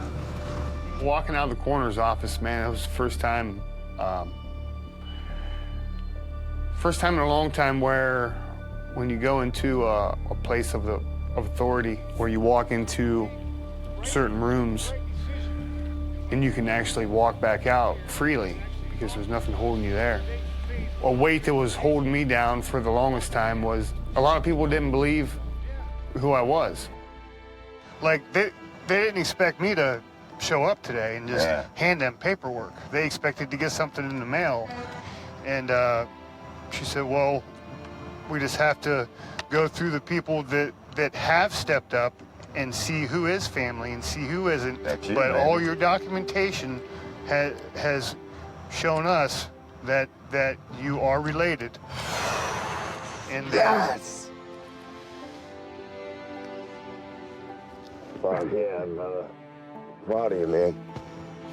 And for them to recognize me and my grandfather as being family, that's all I needed.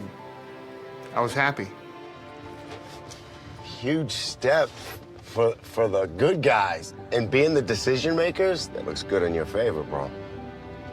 That you took the initiative to come in. Guarantee you're the only one to do that.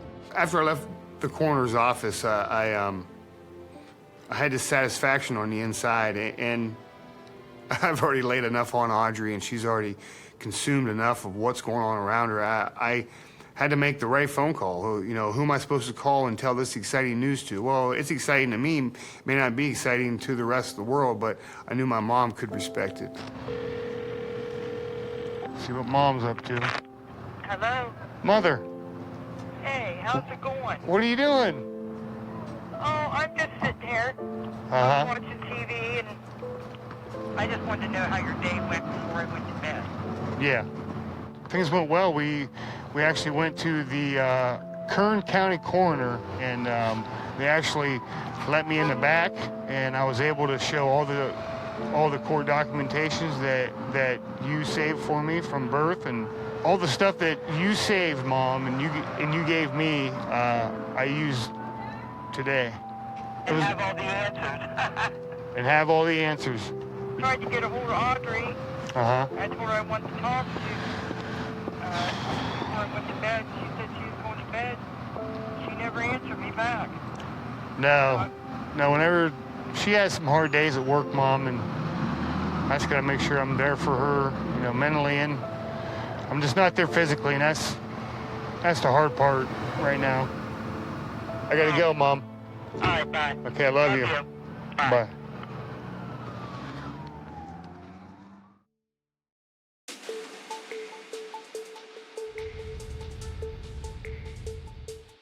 I met Dale kicking through JJ. My intentions were to claim my grandfather's body. That was Dale's job. Dale was the perfect guy to be in my corner. We got one shot at this. As far as the court was concerned, up in Kern County, their big issue there is we have a body. We need to have someone take the body or give us permission to dispose of it or intern it ourselves. The code section in California basically talks about if there aren't any identifiable immediate relatives, then it would be the next of kin. When you have contact with, as you did with the sheriff, that tends to diminish the trustworthiness of the attorneys that are representing you in the eyes of the sheriff. So it's best to uphold the attorney-client privilege and to preserve your right not to speak, not to give testimony by having an attorney who makes statements for you and who has contact with officials. So to underscore that, I would say, please do not have further contact with any of the authorities, be it the sheriff, be it the Corcoran facility, court clerks, judges. So I've got you to help me protect myself from me. Exactly. Yeah. The county council up in Kern County did a very good job of exploring the issues and the possible claimants. There were Michael Channels and Matthew Lentz. We believe that a will that was prepared by Mr. Channels may, under California law, be deemed to be conclusively the product of fraud and therefore invalid. So we've laid the groundwork for that determination. Matthew Lentz, who you had a circumstance with many years ago where his DNA was compared with yours, having the presumption that you in fact are the son of Charles Manson Jr., who was in fact the son of Charles Manson, that your DNA would be a good guideline to compare with his. And as I understand it, the determination was that you couldn't possibly be relatives. Yes. Which would mean that he couldn't possibly be a relative of Charles Manson. Piece of my grandfather's going to go down in history. We don't need to have people spreading my grandfather's ashes all over the United States, and it's got to end now. The next problem would be who else is an heir that might be claiming. So we need to see who else might be out there. We want to err on the side of giving notice to everyone possible. Charles Manson, my former guru lover, I lived with him for 2 years, and the family. Mary Bruner was the first woman, I believe, that Charlie met in San Francisco. She adored him, and she had his baby, which we named him Pooh Bear, and I was there at that birth. So if there is an heir that has a greater right because they're closer than you are, for instance, if there is a son that makes the claim, his right would be greater than yours. There's only one person generally acknowledged to be Charles Manson's son alive, which was my client, Michael Brunner.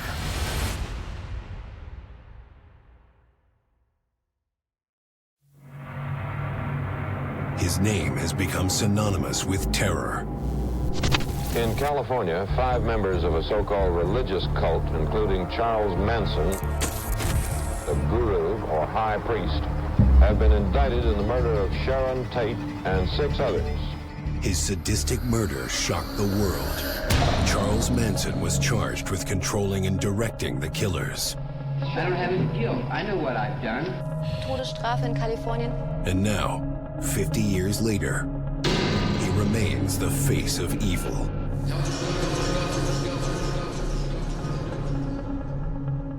From behind bars, he seeks out his final victim, his own family. You have a prepaid call from an inmate at the California State Prison, Corcoran. Searching for closure from a criminal who shares the same blood. My grandfather, Charles Manson.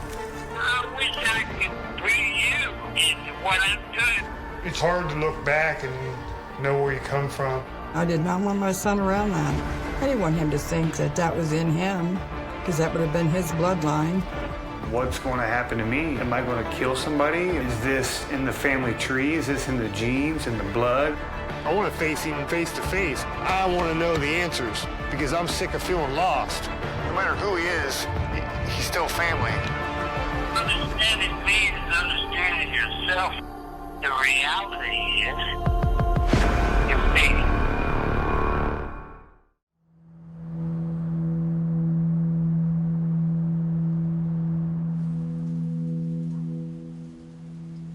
You, on behalf of yourself as an heir, might want to challenge Michael Channel's claim or Mr. Roberts' claim. There are one or more other possible relatives that could potentially come in also and make a claim.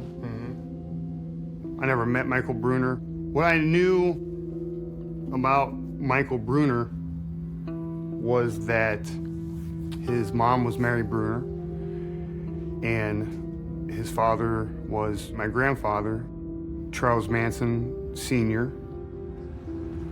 It was 1967 and the Summer of Love when Mary Brunner and Charlie Manson had their own Summer of Love, and Mary got pregnant. He was the first child of the first family member with Charles Manson.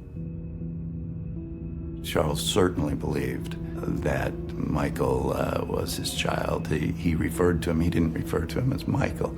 He referred to him as Sunstone, S-O-N-S-T-O-N-E, Sunstone. She was the first woman in the Manson family and was instrumental in helping Charlie, I think, recruit other young women. And Charles certainly believed that Michael was his child. He was never denied paternity. We had a strong factual case because Mike was a natural child. We had a birth certificate showing Charlie as his father. He had grown up in the home. The only child really that can say they grew up with Charlie in the family until Charlie's arrest and subsequent sentencing to death. Mike eventually went to live with his grandparents, and they felt it would be best for him to have a legal mother and father and maybe wipe away the stain of having Charles Manson as his father. And as a result, he was adopted by them and raised by them. We didn't see Michael Brunner in the picture whatsoever. He never made contact with me whatsoever before my grandfather passed. I thought my father, Jay White, might have been the only son Charles Manson had. So at this point in time, based on what we've heard from the coroner, we are going to move forward to get a process ready so that if we're successful on your behalf and the remains are to go to you, that your wishes will be carried out and be ready to be carried out right away. If that doesn't happen and it doesn't go the direction that you want it to go, we'll have to see what the basis is of that decision and decide whether we're going to take any action regarding that. So we'll be in touch with you in the coming days. The county council up in Kern County did a very good job of exploring the issues and the possible claimants. And they put together a list that we ended up following in whatever we did. So they identified the players. There were Matthew Lentz, Michael Channels with the will, and Michael Bruner, who actually became very active in that proceeding. Matthew Lentz filed paperwork in the Los Angeles County proceeding, and he had a number of notes that indicated that there were things he needed to do in order to fix his petition. He never fixed his petition. The court gave him the opportunity to fix his petition a number of times, and ultimately at one of the hearings said, I want you to give notice to Mr. Lentz that if he doesn't fix it by the next hearing, his petition will be denied. And that's what occurred. We also had Michael Channel's purported will, which said, I give you everything, and that was pretty much it. I don't think my grandfather would have wrote a will that would give entirely everything that he's ever produced over to a guy that was only a pen pal. I knew a lot of people were selling things out on the internet. You know, in my view, from coming to understand Michael Channels, that was exactly what was going to happen. They were going to sell as much as they could until they run out of my grandfather. Michael Channels talked about, you know, cutting tattoos off his body. I mean, I could see that happening. I took it personal. Murderabilia is a business where people befriend murderers, many of whom are on death row but are in prison, and try to get items from them because there is a cult following of people who are fascinated with murders and murderers and anything associated with them and pay money to get the items. So they were murderabilia dealers.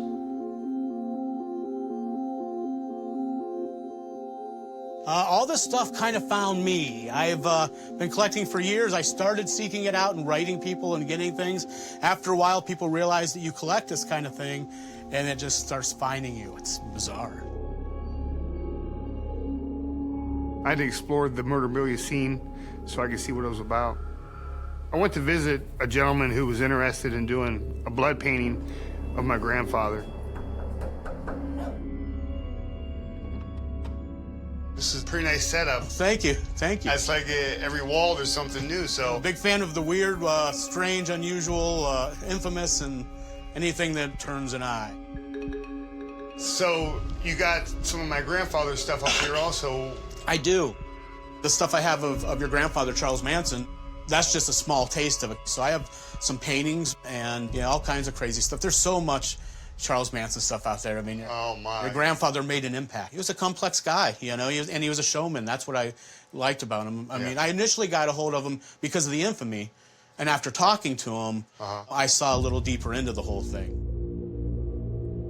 I would absolutely be honored if Jason would contribute to this. The reason being is it means a lot to me to have the grandson of Charles Manson contribute his blood to these paintings because the DNA is in there.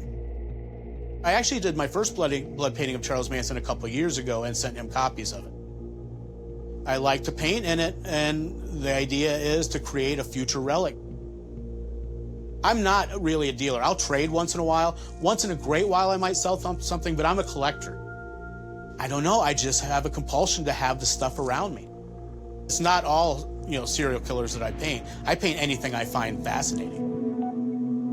I just think that you have a choice at a certain point whether to sort of embrace the dark side, and it doesn't get much darker than Charlie Manson in terms of the bad vibe, the dark karma that he's gonna generate.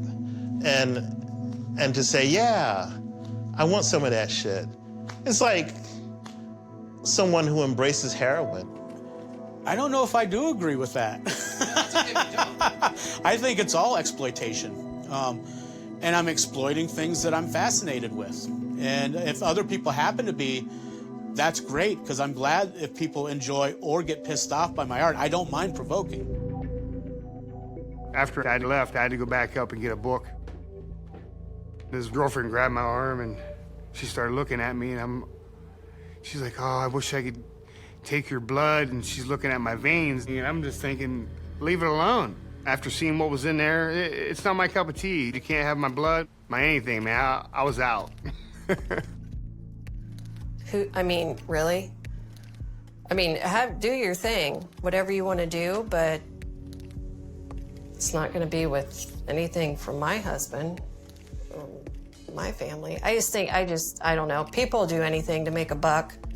Memorabilia collectors and ghoulish types from the world over are seeking to get hold of the remains and dissect and sell, God knows, fingernails or whatever, teeth. I mean, you may not have been close, but I think that would make any of us recoil in some degree of horror. And I think it made Michael Brunner recoil in horror. His interest was in securing a dignified end to an undignified life. He felt in that regard that it was his duty to do something for his biological father. As far as Michael Channel's will was concerned, the document that I saw had a lot of parts of it blacked out. It appeared to be a somewhat incoherent document, but from what I could make out it looked as though it was a document that Mr. Channels himself may have been a witness to. Under California law, 2 witnesses would have to sign and date and give their contact information on the will itself. In this case, it appeared that at least one of the witnesses was an interested party, and that creates that presumption that it's not a valid will. I got news from my attorney, Dale, that it was only down to one person for the custody of my grandfather, and that was Michael Brunner.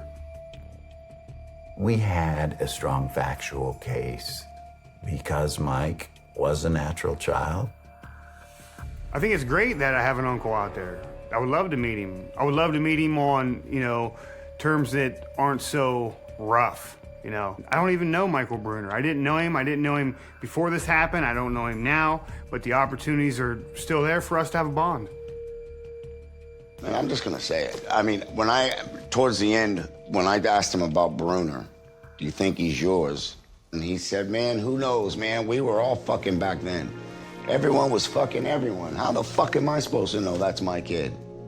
And then, but I'll tell you what, I raised him. I took him out of her. I threw him up in the air to take the fear out of him. I love that kid. And it became this legal battle that I never foresaw coming. I know Charlie didn't either. My name is Jason Freeman, and I'm here to claim my grandfather. When he made that claim and went out there and was in front of the courthouse, and it was that was business.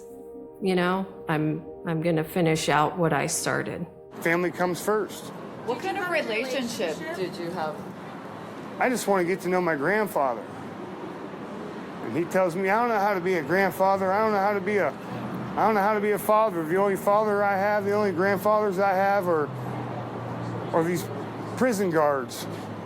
And I know that's all he understands. I know that's all he knows, because that's where he was at all of his life, even as a child. I personally wanted to gift my grandfather with a chance to understand his grandson and his great-grandkids before he passed, and I did that for him. This is life. This is the end of the life of someone I loved. I've spent over 17 years getting to know somebody that I developed a relationship with that I didn't see coming. I didn't foresee the man behind that mask, bro. He was an incredible human being, you know, and he very rarely let people see underneath that mask.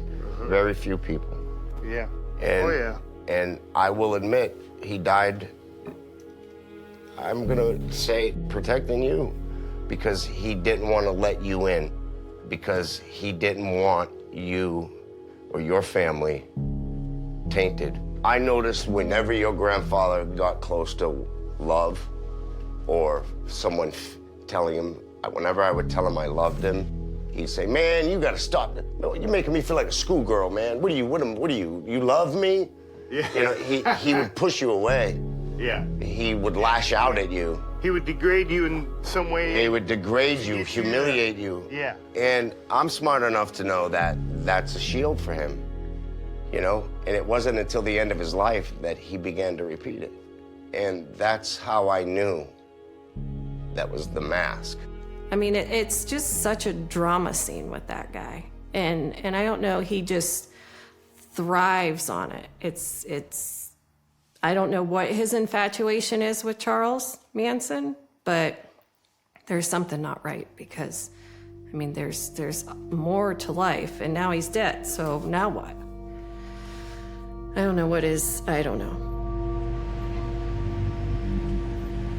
Still haven't come to complete honest, terms with myself on full acceptance that he's a murderer and a serial killer. I had to get a reality check. I wanted to meet somebody who was part of the Manson family that lived at Spawn Ranch. Hey, man. I had to go to the core of it, and I needed to hear from one of the Manson family members, and that was Diane Lake. Yeah. I never heard about you until, it was in the news. Yeah, I was just curious what it was like spending time with my grandfather before and then after the murders. I was there pretty much the whole time. He just had this, this way about him. I mean, for me, it's been 50 years. So yeah. Time softens, the memories. But, it does, there's good memories and there's bad memories. Yep. And I think that part of the hold that he had on me and all the girls is that he had this uncanny way of making each one of us feel like we were his favorite. We were the most loved. And maybe he was protecting me. I still have that same question with me. Was he protecting me or was he pushing me away? Well, he had this really, uncanny ability to read people and and it was probably a blessing and a curse, but he had this ability to read people and determine what their weaknesses were and what they needed, and he could provide it or make you feel like he was providing that love or that security or that, made you feel worthy and special. And he had, I was disciplined, when I acted out or, when I didn't, keep my focus on him. I got hit, I got whipped, a few times. Yeah, there's a lot of questions in my own mind. If he's innocent, if he's guilty, what he's guilty of, where's the truth lay at? Because I know it doesn't lay at the courthouse. I don't believe that. Right, but I think that he was definitely instrumental in creating this maelstrom, that happened. I think it was his delusion. I think that and he got other people to believe in it. Feed into that same illusion. Yeah, illusion, delusion. He was the one that promoted this idea about this black-white race war that was going to happen, and that he was the instigator for preparing it, but other people were climbing on board. He wanted these murders to be blamed on blacks so that whites would start indiscriminately killing blacks, but Manson felt that the blacks would end up killing all the whites except for Manson and the family. And innocent people were murdered for the reason that Manson and the family wanted to start a race war. I mean, that's about the basest motive that you could possibly dream up. These people really embraced and enfolded his delusion. And that was about Helter Skelter was real, and that at some point it was their responsibility to start it because it wasn't happening. The spring of 1969, Manson was getting frustrated because he thought that the blacks were going to start the revolution. And he said in May, the only thing that Blackie knows is what Whitey shows him, so someone's going to have to show Blackie how to do it. And then in June, he said, we're going to have to show Blackie how to do it. And on Friday, August 8th, Manson had been up at Big Sur, and he came back, and he said, now is the time for Helter Skelter. Well, now was the time for murder and bloodshed to begin. And I had this epiphany a couple of months ago that kind of, because one of my big questions has always been, how could these people that I loved and, was close to, how could they have actually, killed people, right? I mean, physically, where the rubber meets the road, how could they do that? Sharon Tate had some friends over for lunch, and there was talk of having a party at the house that night, but she decided she wanted to have a quiet night with her friends. So she and Jay Sebring, Wojtek Frykowski, and Abigail Folger went to have dinner at a nearby Mexican restaurant. Then they came back for the night right around 10 o'clock. The three women approached the house. Watson told Kasabian to look around the house to find out if there were any open doors or windows. She did that, didn't find anything, but when she came back, she saw Watson at a dining room window, and he had cut the screen and opened the window and climbed in. When they got to the living room, Jay Sebring, who was a longtime friend of Sharon's, Watson was having Sharon sit on the floor, and Sebring said, no, she's 8.5 months pregnant, let her sit on the sofa. And Watson, with his revolver, with the gun butt, smashed Sebring in the face, shot him and stabbed him. That basically killed Sebring. I mean, it's one thing in your head to talk about, are you willing to die for me? Are you willing to kill for me? Are you willing to kill, in order to not be killed? Yes, exactly. Krenwinkel chased Abigail Folger out of the back of the house, and fortunately, on the way, left her fingerprint inside next to the back door. And she chased Folger with an upraised knife and caught her in the front yard and proceeded to stab her. Wojtek Frykowski tried to run out of the front of the house. Adkins stabbed him in the leg a number of times, and he got out, and Watson tackled him in the front yard and stabbed him and shot him. Frykowski ended up being stabbed 51 times and hit over the head with the gun butt 13 times, so hard that the grip on the gun butt broke. And when Watson was finished with Frykowski, he went over and helped polish off Abigail Folger. But to me, it was a mind game. It's like, no, he didn't really want us to kill. We had to be, it's really hard to explain, but we had to be willing to kill in order to not have to or to not be killed ourselves. That was, because he was always playing mind games. Watson, with this rope he brought, he knew that there were beams going across the living room ceiling, and he threw the rope over the ceiling beam and tied one end around Jay Sebring's neck, Jay, who was already dead, and the other around Sharon Tate's neck. And the coroner said that when Watson hung her from the beam, that she was still alive.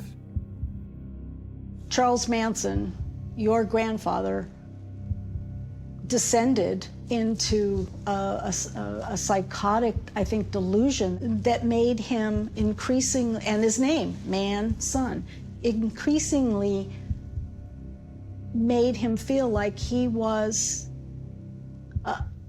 Christ, you know, and the second coming, and that he had a mission. He told his family members that he was Jesus Christ, and he would recreate on the cross how it felt when they were driving the nails in his hands and in his feet.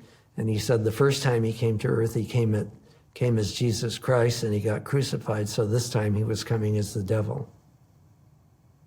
He didn't have anybody saying, "No, you're wrong. You know, that's impossible. Yeah. You know, this isn't going to happen." And the struggle, and I'm sure it's been a huge struggle, as it was for me, and it still is, in revealing that. And fortunately, and I hope you have some of the same experience that I've had since I came out about my story, and that it's been 99.9% positive. People say, "Good for you, how brave, you know, to tell your story." And so we're so thankful. Now it helps us understand how this cult, how this man came to be, you know, the icon of evil.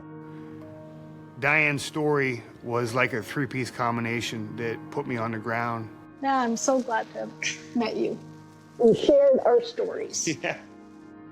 She was pretty open with explaining to me that my grandfather was the mastermind behind all the murders.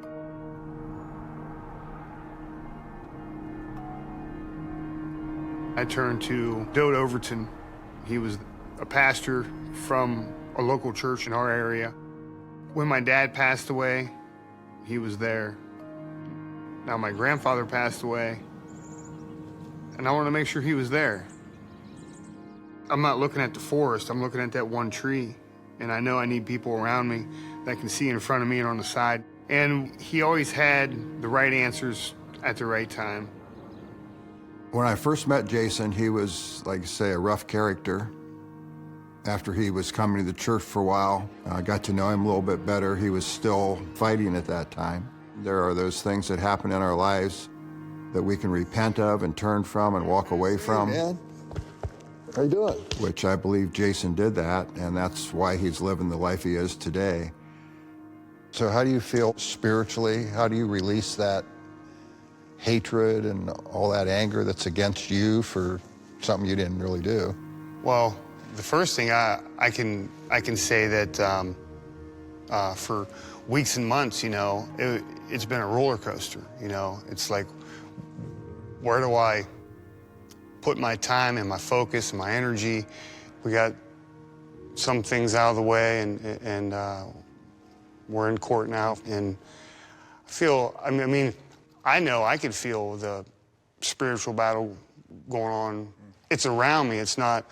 It is within you also, but you still got to make that you know, choice not to serve the devil. So I know there's times in this past year, you know, where I've reached out to you, you know, to say hi and just ask for some advice. But I don't know if you really, you know, grasped, or if I even told you, you know, what I've been dealing with, you know, in this past year.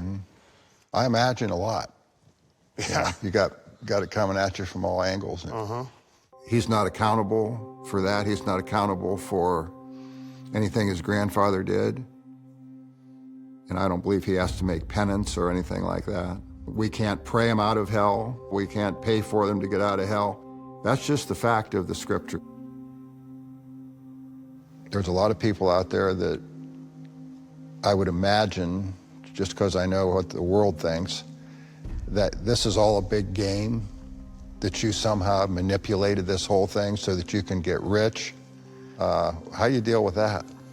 Well, that's exactly what probably 60% of the world or society probably thinks, you know. I gotta stay focused on God and just not drop the ball. The world would say, and you just answered that the whole reason you're doing this is to put money in Jason Freeman's pocket. Yes. When we talked, I don't know, a couple weeks ago, I think we talked on the phone, and you said it was anything that you gained was for kingdom purpose. Yeah. My focus in life is to give back. God's laid it on my heart that's my job. When I was praying for you, I was getting this attack thing going on. I was concerned about you and your life and how you were dealing with that, because I know that's a lot of pressure. It's different pressure than I've ever felt before, but I do know that God's been preparing me. Like, for instance, I've got a couple groups of people that just hammer down on me on the internet. And I can't sit there and say bad things about them. I don't even know them. If this is what they choose to do, that's still their choice. I choose to, turn the other cheek. I know there's times I do get frustrated. I mean, I fought all my life, Now I understand it's a spiritual battle. It's not that physical battle, You're starting to get a hold of that scripture says we wrestle not against flesh and blood, but against principalities and powers and rulers of the darkness of this world. That's your fight now. It is. I see it. You're out of the cage and you're in the big ring, right? Yeah. Yep. Yeah. Well, I hope you win it.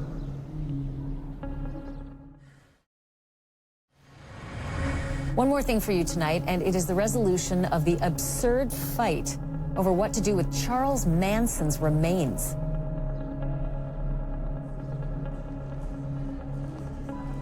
In the course of the proceedings in Kern County, in open court, Michael Bruner's attorney acknowledged, when pressed by the court, that they did not have the original birth certificate identifying his client as being Charles Manson's son, because when you get adopted, you can't get the original birth certificate anymore. And that was the end of that part of the case. The judge could have gone either way on that, and that's the thing. The judge has to make a decision. That was the one she made. We made our best case. It became clear to the court that in what we call an exigent circumstance or an emergency circumstance, which is what to do with the body, that the court could clearly find that Jason was the next of kin and give him the remains. I was at my boys' baseball game, and I got the phone call from a lady from CNN, and she says, "So how's it feel to have one custody of Charles Manson?" I was lost for words. I didn't know what to think. Already been going through this battle for months, and she was the first person to say, hey, you won. The notorious murderer died 4 months ago, and there were actually 4 different parties jockeying to get custody of his body. A California judge decided that the cult leader's remains will go to his grandson, who says that he plans a cremation. And here's the weird part. He also wants to invite the other people who were trying to claim that carcass because, quote, he wouldn't want them to miss out, end quote. When it hit me like a ton of bricks. You're receiving Charles Manson's body. It's not just your grandfather. You're going to be taking on more than just your average funeral, cremation, spreading of the ashes. Once this came to a point where there were choices, there were 3 choices, and he was the lesser of the 3 evils. Because the other 2 choices were not choices at all. They were totally based on lies and falsehood.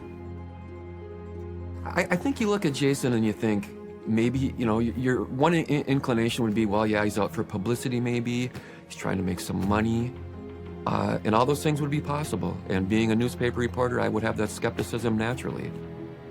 But I do think that there was a genuine connection as it related to family, and not in the Manson family sense, but in the family sense. I can see how this is torturing Jason. and I see the public attacks on him. And this dark hole that you get sucked into, it's like a rabbit hole that once you go down, you get so lost you can barely find your way back, and I feel responsible for that in a way. There's a lot of people that are mad out there. They're frustrated. They don't know where you come from. It looks like you just come out of the woodwork and you're out to bank on your grandfather's estate, his name, and everything that comes with Charles Manson. Once I got the body, everybody started calling me, even the media. I got this local reporter. He threw my name in an article and he stuck my address in there. Oh, that's. And then I got people. I mean, I don't know. I got people driving by my house and they're looking at me. And some people are waving. I'm like, I don't know you. Right. You know. So I got a security system now in my house. I got a bigger dog. You know, it's his choice. It's, you know, it's something that he feels that he needs to settle in his life, and I'm all for it. You know, who knows who's saying I wouldn't be the same way if it was my situation, you know? You just need to stay focused where you want to be with it, and yeah, that's where it's going to end up in the end anyway. Yeah. Stay focused, keep your chin up, keep moving on life like you always have, you know? Yeah, well... Hey, first time you face stuff like this. No, I haven't. Think about it. Could you or anyone else imagine being Charles Manson's grandson, and how would the average person survive that? How would the average person get through life knowing that? You know, would they be stronger? Would they be weak? Would it tear them down and make them continue to do bad things? Or, you know, that's my family, so this is who I'm supposed to be. I'm not supposed to do good things, so who cares if I get in trouble? But he was really overcome that, and I just think that's why he embraces this. I'm sure he's at great risk for associating himself with Charles Manson because people are people. People hold grudges. And of course, you're at risk when you voice your opinion. So he's at risk that way. I believe that he's not afraid. He's never been a guy of fear. So here I am. I've got Charles Manson's body. I've got my grandfather's body. Now I have to go to California with my wife, and I have to go through the process of claiming it. And everything was actually coming to a point now, so it was emotional, but I knew there was a lot of work ahead of me. And we just kept moving forward.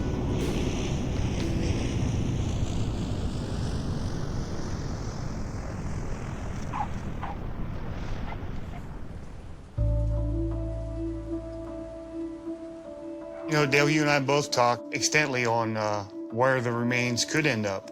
And that's the last thing I want to do is see my grandfather's ashes on eBay or things that he owned just being sold off. That, and I think I've mentioned to you a number of times my concern that having his ashes in a place where they might be identified might actually put you or your family at risk. So I think that's a very big concern. So my major concern in that event is if it's known, in fact, that you have the ashes or people believe that you have the ashes, someone may actually be motivated to break into your house, might cause you or your family harm in order to steal those things from you.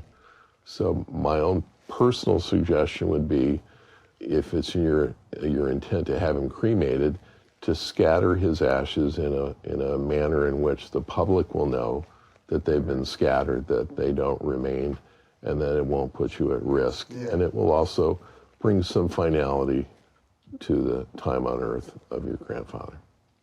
Ultimately, there will be an inventory and appraisal where we identify whatever monetary assets he has, and I understand he may have more monetary assets than we might otherwise anticipate.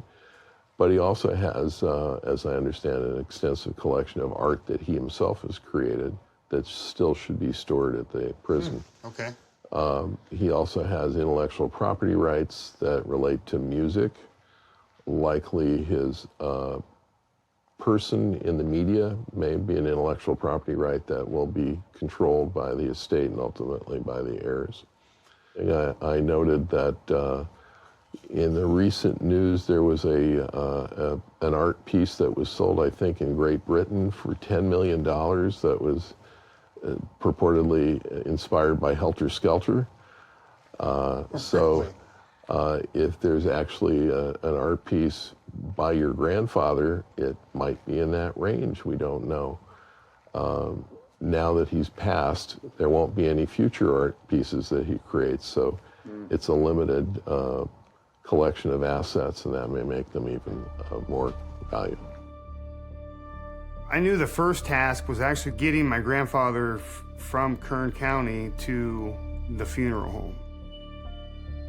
Jason had been in touch with my nephew, who owns a funeral home in Shafter, which is very near the facility that Charles Manson passed away in.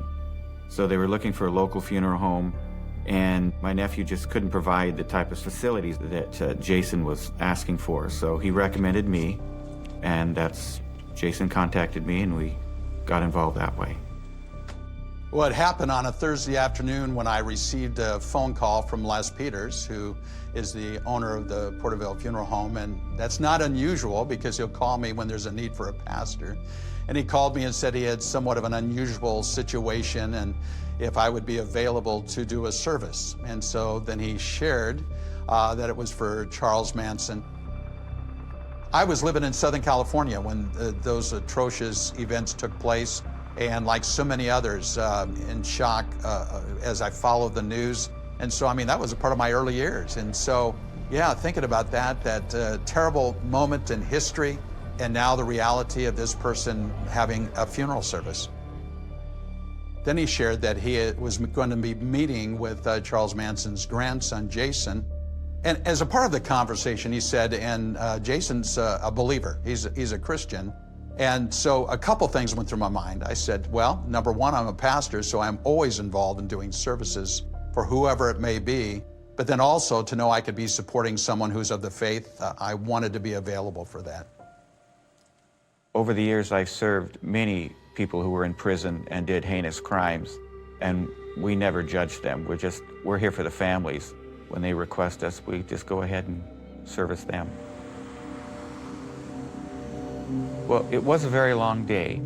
We went to pick him up at 8 o'clock, as early as the coroner's office opened, like we would normally do. And we had our releases in order. And so, silly me, I just thought it would be business as usual.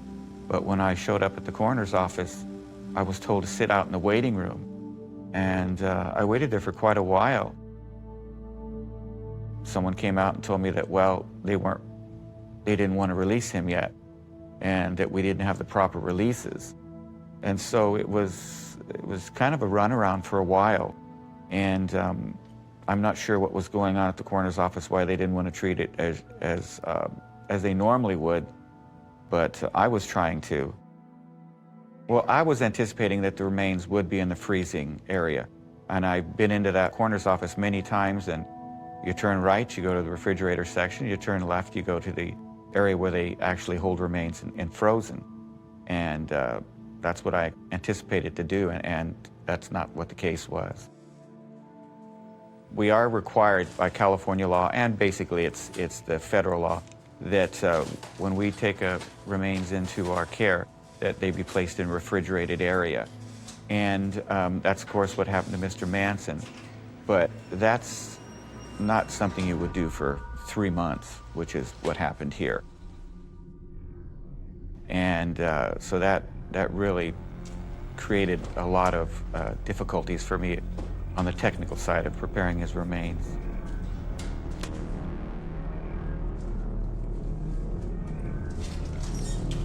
The largest problem I had was that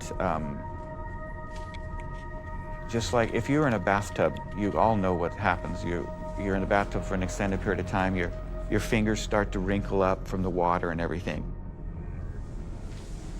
There were some fluids in the bottom of the bag that he was in, even though they had some type of an absorbent cloth. But that many months, that's what I was dealing with, to the point that it was just beyond repair.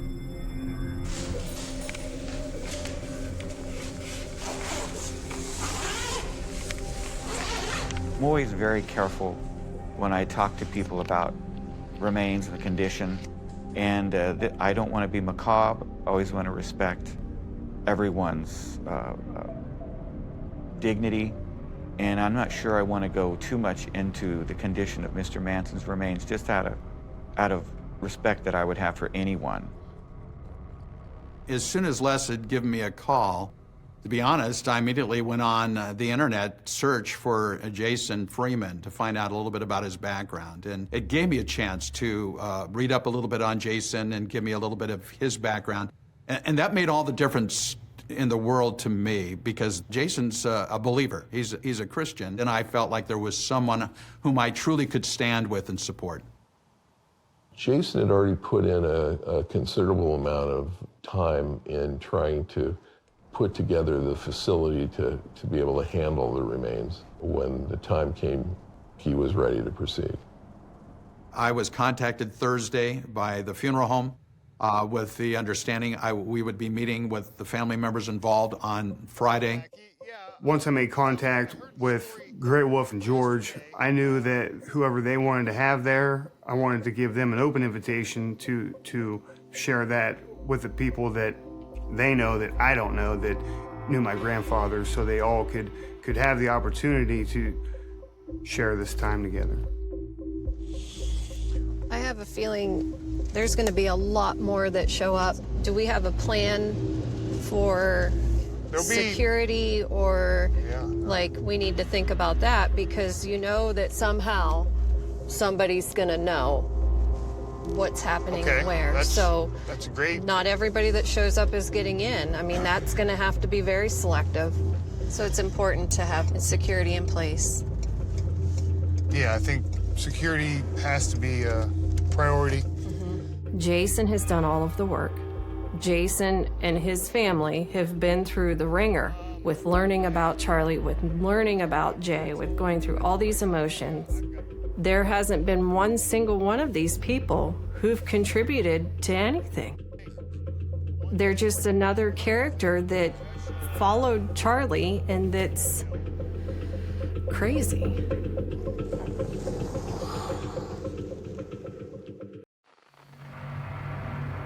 His name has become synonymous with terror.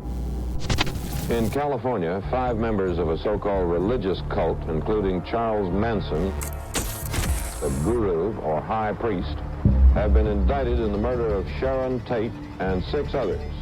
His sadistic murder shocked the world. Charles Manson was charged with controlling and directing the killers.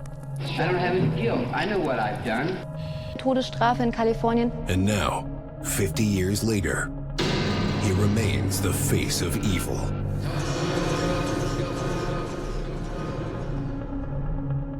From behind bars, he seeks out his final victim, his own family. You have a prepaid call from an inmate at the California State Prison, Corcoran. Searching for closure from a criminal who shares the same blood. My grandfather, Charles Manson.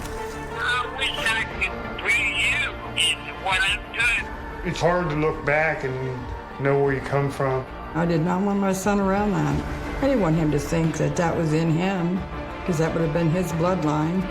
What's going to happen to me? Am I going to kill somebody? Is this in the family tree? Is this in the genes, in the blood? I want to face him face to face. I want to know the answers because I'm sick of feeling lost. No matter who he is, he's still family. Understanding me is understanding yourself.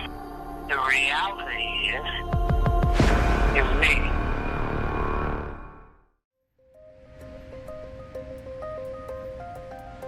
We're doing the funeral on Saturday. I've got to get some memorial prayer cards. If that could be your ride, I'd love for you and him to be involved, but don't share the address with anybody. We'll be doing stuff from 9 a.m. and then the funeral's at noon. If something is leaked out, I know I'm going to be able to find who it was. If you want to come early, you want to come at 10, that's fine. I really think we need to get a list together of those that should be there. Okay.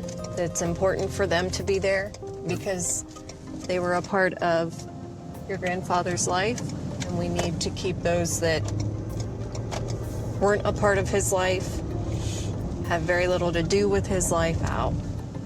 It's hard to be able to have my mind spread across 15 different places. Man, there's just hundreds of people who just want to say, great job for not stopping, even though times were tough. You just don't want it turning into a circus here at the end. I don't think it has been a circus. It's just, It's always been about close-knit, so you need to keep it close-knit. Okay.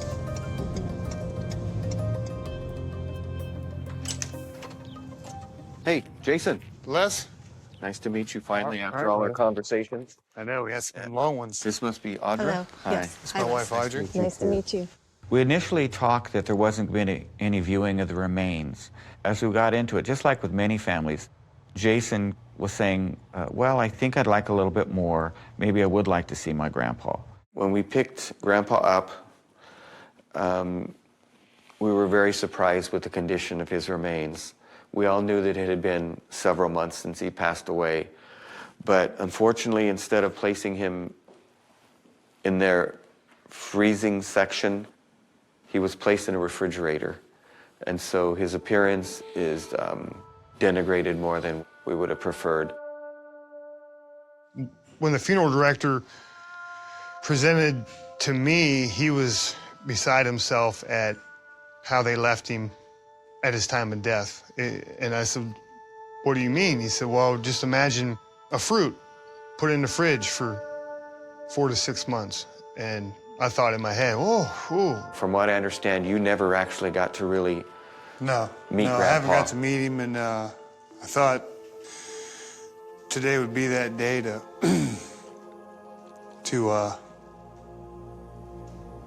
see my grandfather. Well, I'm a little bit concerned. This is something I know you've been looking forward to.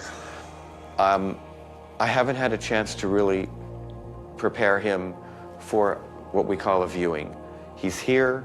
He's had just some basic work. I have concluded the embalming, but appearance-wise, I think I could really make him look more like himself if I could have the rest of the morning to go ahead and prepare him for a viewing. Mm-hmm. You can see him right now if you'd wish, but I'm going to tell you that it may be a little difficult right now, and I just want to be sensitive to how you're going to be remembering things. So I'm going to let you tell me. That's the mental image that I've seen a few friends and a great grandmother, and they were preserved properly. Okay. And what you're telling me is to view this will be an image that'll be in my head for the rest of my life. And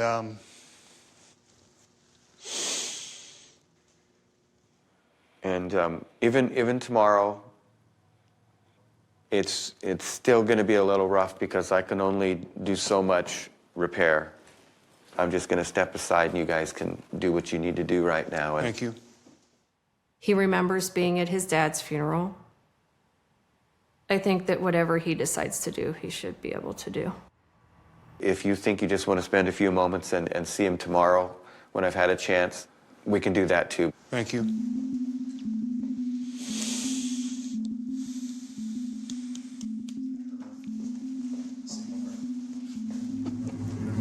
Get under that and over that.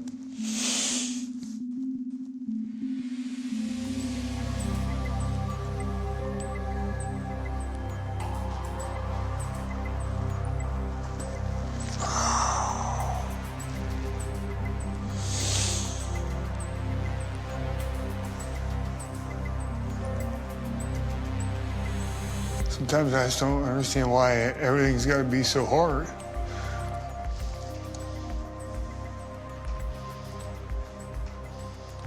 Now it's just doing the right thing and taking care of his final wishes. And we're going to do that. Mm-hmm. I'm happy. Very happy. Mm-hmm. I always wanted to say. I love you, old man. I know we got to say it a couple times on the phone. I just didn't say it enough. I wish I could have been there. I tried. And when this all came about, I'm a fighter, I'm a frontline warrior, and I knew I wasn't going to let up, I wasn't going to let go. Through our relationship, I wasn't going to let go of our relationship, and I'm not going to let go of you now.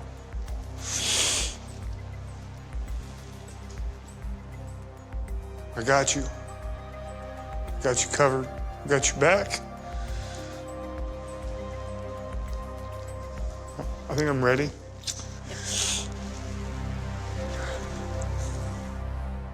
I remember the night when Charlie passed away, and it was on the news.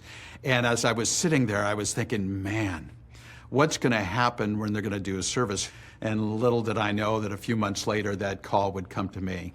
And I did have to take a moment to pause. And I thought, wow, is this something I should do? But then I would rather be a person who's there to be an encourager to those who are living. I want to make sure that this is something that fulfills your wishes. I read about you, and you said, I came to that point where I had to basically say, Grandpa, I forgive you. And I said, I don't know if you ever said that to him on the phone, but I know you talked about the importance of forgiveness. And we all need to hear that, because that's the gift that God gives to us that we can give to others. So, that's so important. And then you also said, that your desire is to truly have a moment of bringing my respect to this person who I never had a chance to meet face to face. And so this is what's been going through my mind, and I'm just sharing these things with you. And you can tell me whether you like it or not. I always believe that no matter how bad a person is, there is truly someone who loves them. I need to support Jason. You've been the one over the last several months especially reaching out because of your love for your grandpa to do something that others wanted to do, maybe for different reasons, but I think you wanted to do it for the sense of authentic love that you had for this man who you never met, but you wish you would have had time to create and develop a relationship. And so I see in that, you guys are just an illustration of God's hand of love in motion. And so my thoughts are, I'd like to be able to verbalize that on your behalf for all those who are gathered together. Does that feel good to you? Does it seem to fit into what you desire? Exactly. Okay. And yeah. You got the confident assurance that that's what I'll do for you. And as I normally do a service, I talk about surviving family members, and to focus really, I would think it's mainly just the 5 of you, right? You two and your 3 boys? Yeah. And to acknowledge that in this service, that you are the surviving family members?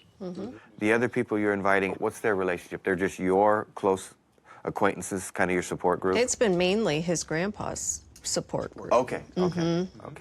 Yeah, and I definitely wanted to have one police officer or one guard on duty. We all were committed to keep it as confidential as possible. And Jason had shared specifically, I don't want this to become a circus. Something that I've accomplished off of all this, I call it the full circle, Okay. When you give, you receive, you give and receive. And the full circle is by me and my generation in making a stand to turn and run from my old ways of living in the world. I look at my grandfather not having that opportunity to have mentors that were going to help him grow and help him learn, help him understand life. Then we look at my father, Charles Manson Jr., regardless of how hard he tried, there isn't no living that name down. Right. He didn't have a male figure to be there to help and guide him, lead and guide him. So that's why we go to church, we attend Bible studies, our kids are involved, and they love it. These are things that we want to instill and impact their lives with the glory of God. That's full circle, man. That comes around full circle. We've had to learn, out of the 15 years we've been together, within the last 4 months, it's really... It's really knocked the socks off of both of us. Didn't really realize the impact of what this was going to be by us making a stand. If the message that I present as we bring a conclusion to the service tomorrow is talking about full circle and talk about the fact that ultimately as we gather together for this, that you're breaking, in a sense, what it talks about in the scripture of being the curse and creating a new beginning from this point on. Yeah. Does that hit about what you'd like to hear? Exactly what our life consists of. I was overwhelmed with all the plans that I've been discussing with the funeral home and with my wife. I knew there was a lot of work ahead of me. What we had discussed last night was having a viewing from like 9 to 11 and all that wanted to come in and pay their respects to him, and then during the service to have the casket closed. There were some comments made back when we used to talk to Charlie on the phone. He made a comment one day that he doesn't want to be burned up and sold on eBay. If he would have been left to the prison, they would have just discarded the remains in the trash. I really don't want anything too fancy or loud. Jason wanted to just make sure that his wishes were carried out. Anybody whose grandparent passes away deserves the same respect. I really like the thought of having my grandfather's fingerprint, and the other part of our group feels the same way. I want a couple done for myself, and they will also make an order. Okay, the way this is, you don't have to make... Jason needs to, I wish he would be more guarded when it comes to these people. From what I've sat back and watched, the followers, the close friends, there's some real not right.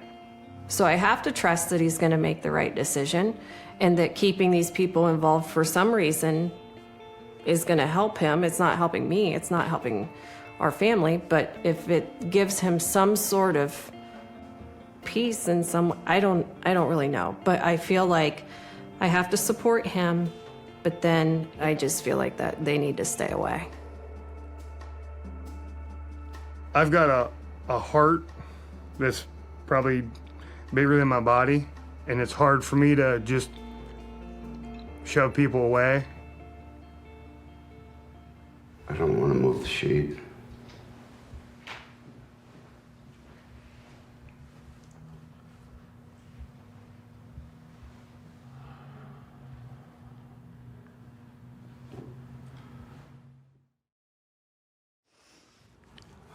Wherever Manson was, there was a lot of noise and chains and bars and banging and clanging, yelling and screaming. This was the first time. It was just dead silence. And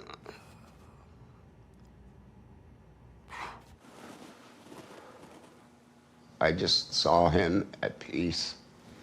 No chains, no shackles, free. So it was a relief for me anyway.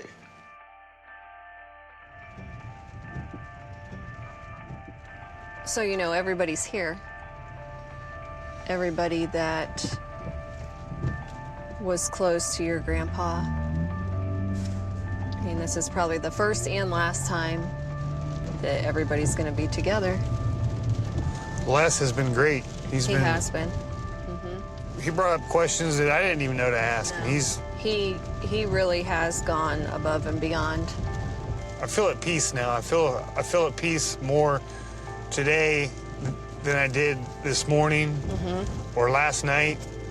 We've done months of planning in about 5 to 6 hours. Audrey, I'm so proud that you're here with me. You have a different presence that helps me feel more at ease. You've got my back. We have a vision, you have a goal, and it's what we have set out to do. So. Man, woman, mom and dad, school, prison, and there was all of that. In the end of time, when Jesus comes, Jesus is coming. And when Jesus comes, Jesus is everything. Amen. Nobody wants Jesus. Because if Jesus comes, you got to give up yourself. Yeah, you got to give up your world. You got to give up yourself. Yeah.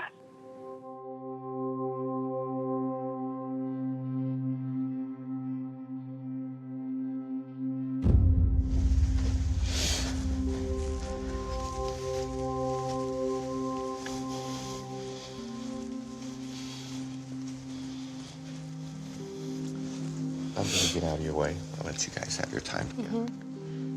Thank you. I'm shocked at how good he looks.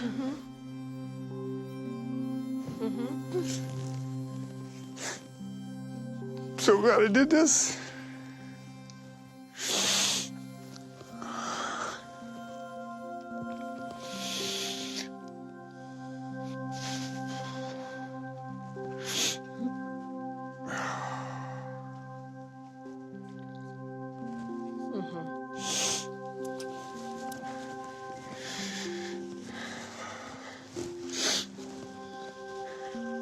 Old soldier, I knew that there'd be a time where we got to be face to face. I just didn't realize I was going to be at your death. I just want you to know that I really tried, and I know you tried to keep me safe and keep my family safe.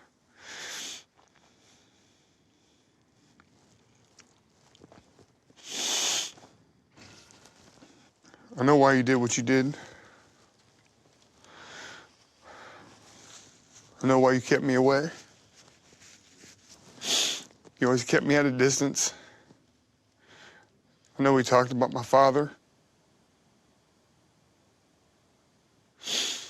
Society did that to him. That's who I blame. I don't blame you. You had nothing to do with the death of my father, and I just wanted to say that in person. So I can't ever say I forgive you because it's not your fault. I know you tried to be there. I know you wanted to be there for your son. Even our conversations talking about Grandma Rosie. I just talked to Charlie, a couple times on the phone. Yeah. And we, the relationship you and him had was evolved into a great grandfather-grandson relationship. And I'm just very thankful that he and you had that time. Thank you for being there for me. Absolutely.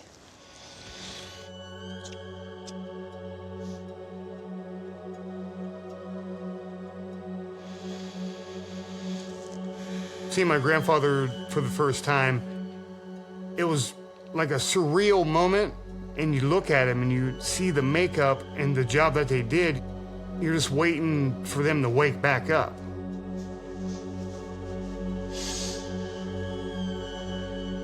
Good job, honey. You're not gonna please everybody. That's not what today's about. I just feel like I'm shaking.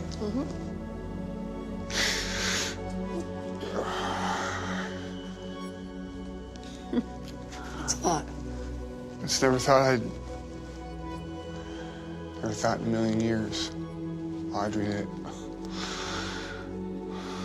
I would have that chance to bury my grandfather. Everything will always work out. You're doing the right thing. I thought today was going to be a smooth day. It will be. Yeah. It will be. This was probably the last thing we had to get through. Yeah. Yep. All right. I love you. Love you too.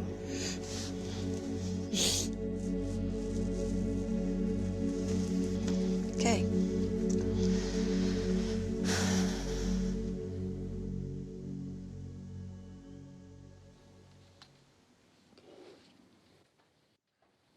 love you, brother. Thank you.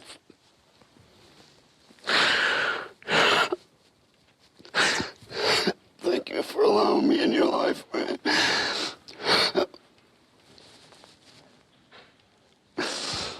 I learned so much from you.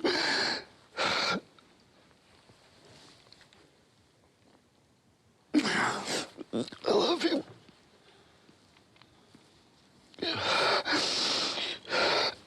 You're a warrior. It's hard to believe he's been out of the fucking ground for 4 months, huh? Look that fucking good. I know. Look that good? Who else could do that? Looks good. Could you do me a favor and see how it's going out there? I will in a minute. Yes, ma'am. From here on, this is yours. You're gonna protect and fight and do whatever, because we're not here fucking everybody. So I'm not gonna let any of this go on. This is a funeral, not a circus. Everything you've done. JJ cried more than I think I've ever seen a grown man cry in my life. I mean, he was to the point where he was like, and I'm like, this is, and a lot of us were like, what the hell is going on? It was not normal, typical funeral behavior, whatever that would be, which granted, this was not the normal funeral, but my God, I mean, the production this guy put on was just over the top. He was just too much. Today has always believed in my grandfather. Some of you guys, before I knew my grandfather, you were there for my grandfather. Past 2 years has been a difficult time in my life, but I chose to stand and be there. This will be our last chance to see a wonderful man. I want to thank everybody for taking their time and coming to pay their respects. And I'm thankful I had the opportunity to be a part of that and understand my grandfather a lot easier.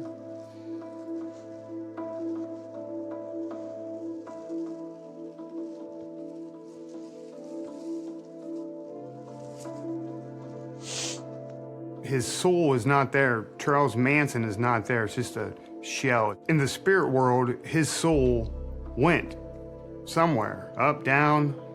He's not in that body anymore. Oh. Yes, sir.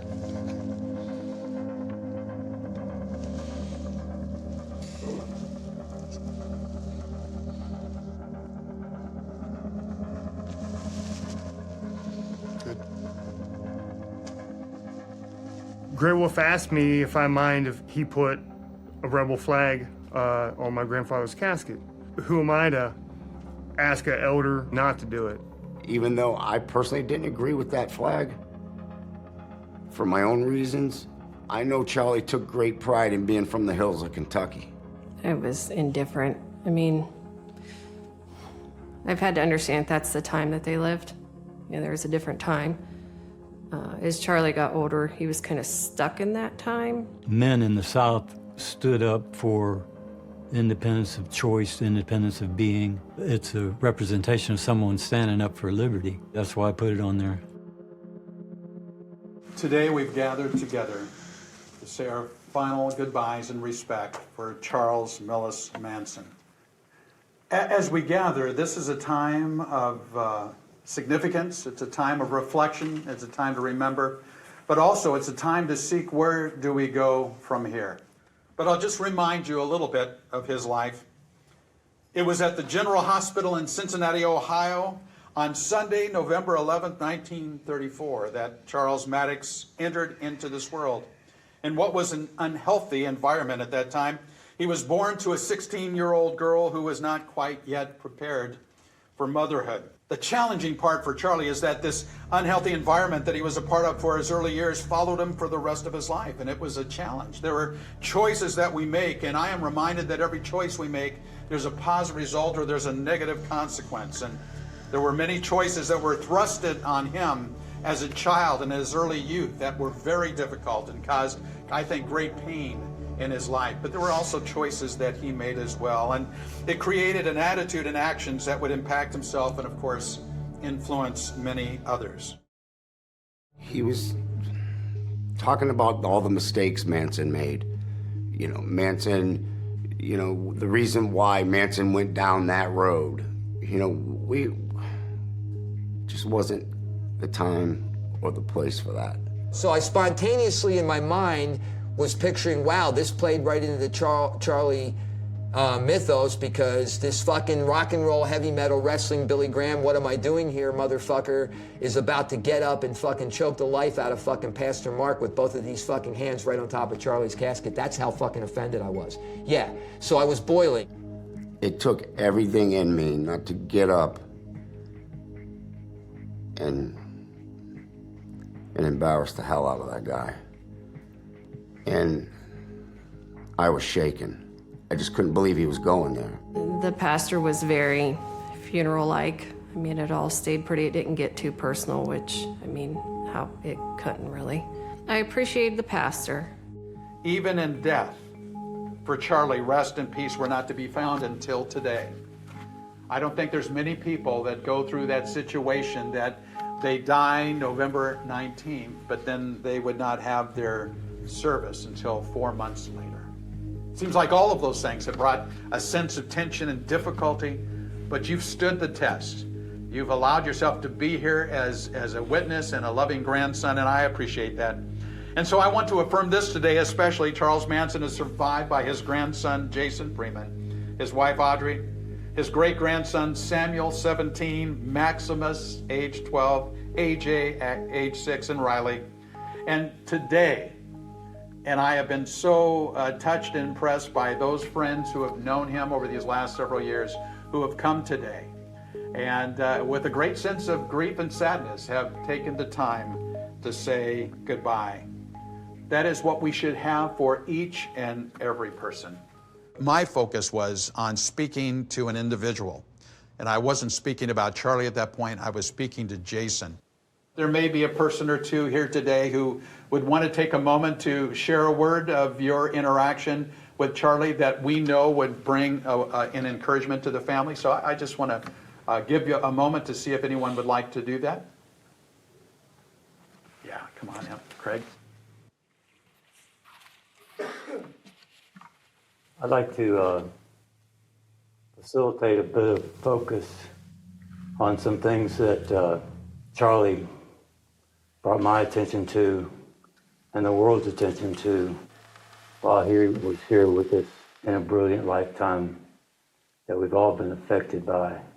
And the first thing is we can all do it together right now by breathing in and breathing out. We do it all the time. When Grey Wolf got up to speak, I held my breath. Grey Wolf, I have nothing but the utmost respect for that man. There's another part of the web that speaks to us in the same survival mode, that focus is important right now as trees, sustains the air that we breathe moment to moment. And then the animals that tend the garden, that support us all, and the entire web of life, day to day. And that's what this man stood for. When Grey Wolf finished, I kind of looked over my shoulder this way, expecting that one of those other 5 people left was going to get up. And then no, instead, I not only see no one moving, but then I see Pastor Mark basically starting to make his strides toward the front, like, okay, wrap it up. Half my body was trying to still sit down, and the other half was being pulled to the thing.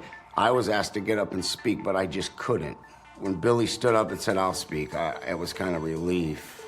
I was so furious at what that preacher was saying. I was afraid that I would basically say something I was going to regret. If anybody can walk away from here in true honor today, it's the spirit of truth that comes with that consciousness. And I just ask you, please, if you only ever remember one thing from me, it's not about me, but please, we've got to get the truth out there. about what really led to the sacrifice that this person made on account of the actions of other people. And a society that would let a human being be turned into the devil incarnate. Because this is not the devil, and it never was. One other thing I will say, that these snakes we talked about earlier and these negative feelings and realities that people create, that's them, okay? And I just want to thank every single one of you because of all the accusations and falsehoods cast at this brother right here. I didn't see anybody trying to sensationalize anything. I saw nothing but true spirits and true hearts coming here to honor someone for the right reason. I knew Billy was so thankful for having the opportunity to come to Charles Manson's funeral. And then to say a few words, it didn't matter to me. A lot of people were able to put things that mattered to them in the casket with Charlie. There was an eagle feather on his chest. There were necklaces. There were flags. There were rings. There was an iron cross. It was perfect. I can walk in front and give him an opportunity. He can carry. It's up to you. Yeah, I'm fine. And the rest of you are welcome to follow. I want to give them the opportunity. I want to walk with them. Yes, ma'am. Hey. Okay.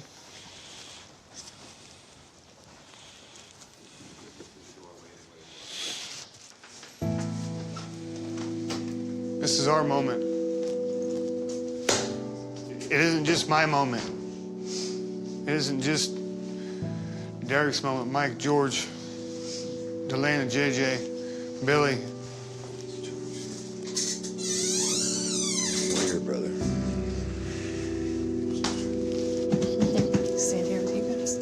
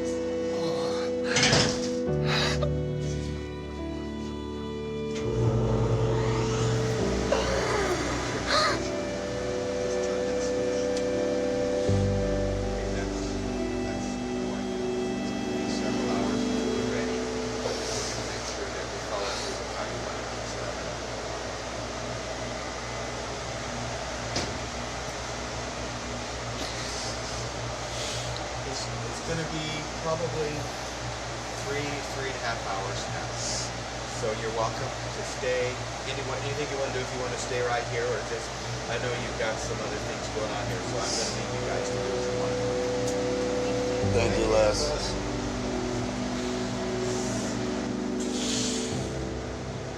As this procedure was going, my grandmother, Rosalie, crossed my mind, my mother, my father, Charles Manson Jr. When we pushed him into the fire as a group, it was like a pressure release valve that just lifted a lot of weight off my shoulders. Mom, we came down the long road. Have you been cremated? He's in the cremation center right now. He went in at 1 o'clock. We did a good job. I was so glad it was just like a private thing. I told my son, I said, Jason, just keep a low profile and it's nobody's business. What are you doing with the van? We're gonna scatter them tonight, somewhere here outside of town. Yeah, we got the location figured out. It'll be at a stream in the woods. What it would have taken to put him in the ground, an unmarked grave, it would have been just complete chaos, and it probably would have been defaced, and it would have just been, I'm sure, a complete spectacle. So this was the best decision that we felt we could have made. These are buckeyes. I think that's a buckeye tree. It is. Buckeyes? Look, a 40 buckeye tree. Because we My grandfather was Otwa, and if we're brought to life from the ground, that's just where I put him back. You'll never find him up here. Only in spirit. Yeah, right. This is so the best ever. You couldn't pick a better place. I know we didn't want the location of the ashes being distributed because I didn't want it to become a tourist attraction. I didn't want people to come in and start to pull up dirt and sell them and say they're ashes. You know, it was a secret place that I hope it isn't ever revealed. We all promised to keep that secret and keep it amongst ourselves, and that's what we're going to do. Are there seeds? No, they're ashes in a biodegradable, setup. So the ashes are in here. I want you ladies to all send one down the river. It'll go. Hey! No, you want that.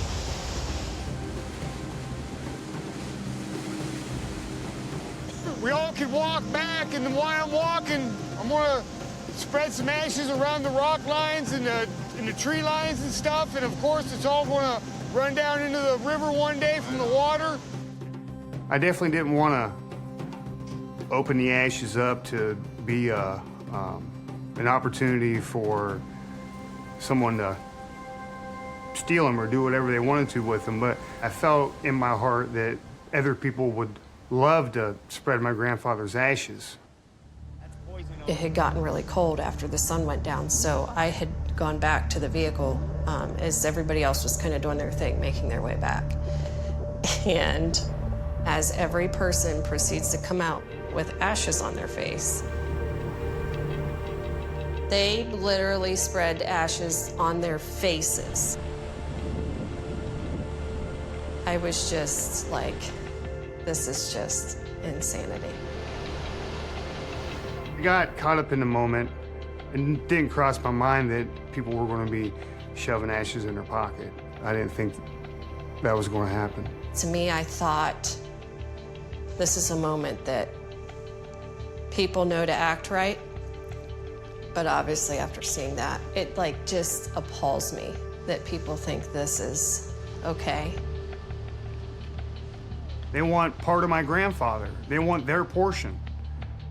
And that's what I just heard that repetitively over and over and over again. With Jason caring about people as much as he does, he wanted to try and keep everybody in the loop and keep everybody happy and keep all of this going and juggle, juggle, juggle. I've got George, I've got Derek, I've got Sandy, I've got gray wolf, black wolf, green wolf, purple fucking wolf, the whole damn wolf pack, everybody wanting ashes from me. So there was so much pressure, I didn't know which way to go. I didn't know which way to go. They got into his head. They got into his thoughts and they kind of took his goal and tried to make it their own.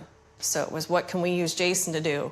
We're going to use him now to try and accomplish what we want to do.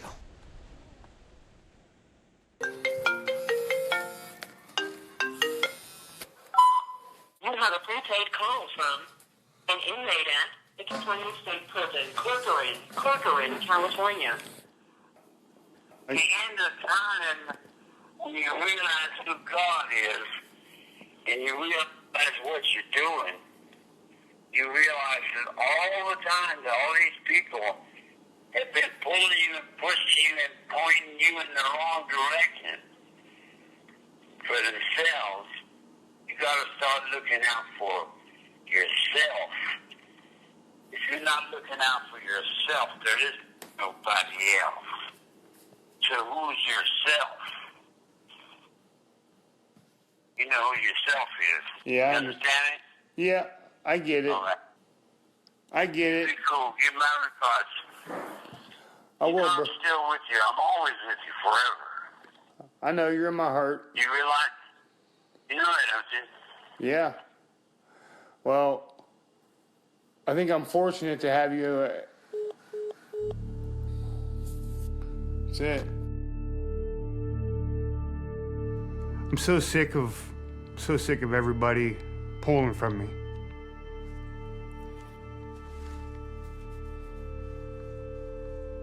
You know, I kept some ashes back for myself because I wanted to have part of my grandfather to put where I wanted to put him. I wanted to put him on the mantle. And I can't even sleep at night doing that. I can't feel that I don't feel that I can do that because there's so many people, there's so much pressure, there's so much shit just revolving around me. So I'm going home. I'm gonna go out on a boat about 6 miles out and we're going fishing. And I'm gonna dump the rest of the ashes out there. And that'll be my spot where I fish at and I speak to my grandfather. I'll be right there. People are going to do what they do, man. You know, Charlie had vampires and parasites hanging off him his whole life, and to think that would stop when he left was a fool's thought.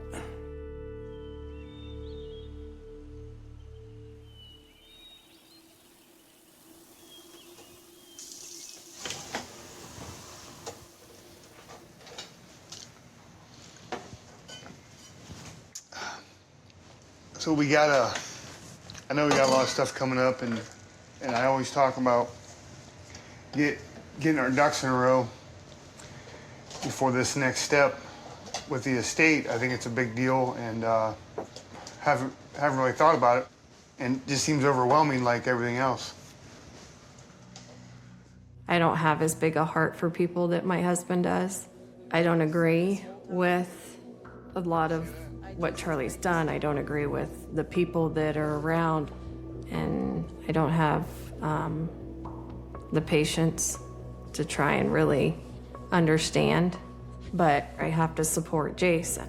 Like by me being as giving and as open as I am I setting myself up for destruction? Like through... Yeah, they're never gonna, because I feel like at the funeral, they made demands. They wanted this, they wanted that. With everything going on, what do they get? They're gonna be like this. Oh, I feel the pull right now. Here. I know the pull.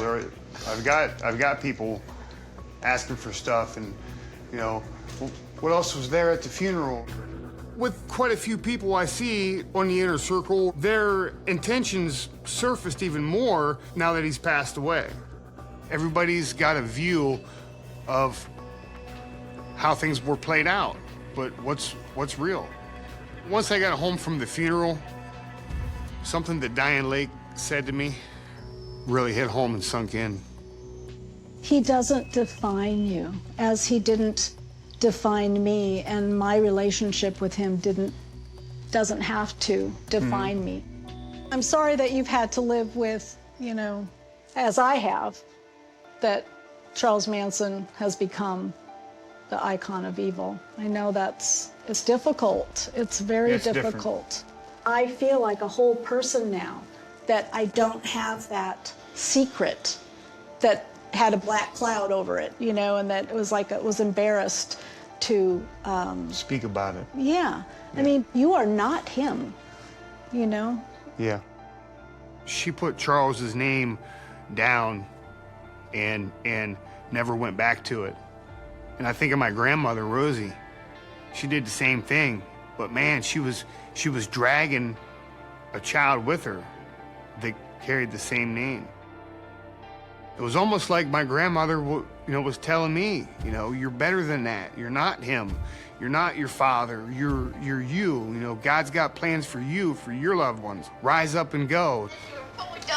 Come here, sit with me for a minute. I can't continue to associate myself with the Manson friends, the Manson, groupies and stuff, because it's just going to keep me in bondage to that name, and that's all I'm going to be known for. I don't want to wear that on my shoulders for the rest of my life or pass that down to my kids. Turn around, let's see. No. With family bloodlines, although they continue forever, I felt like that chain stopped at Jason. Whatever had been going on through those years and the evil and the negativity and that wasn't going to continue in our family. I've got my own path. I've got my own walk in life with my family. My identity is not Charles Manson.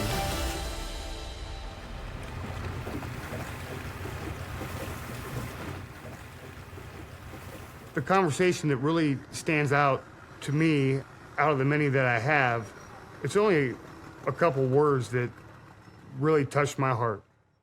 You know, it's when he told me that he loved me.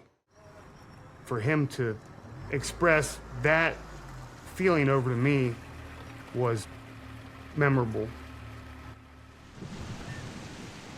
How do you like Florida? Florida's not bad. It's a big difference than where I'm from. I'll tell you that. The weather sure is beautiful, isn't it?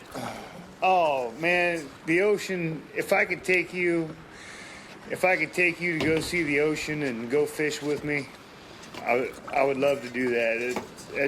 That'd be great. Yeah.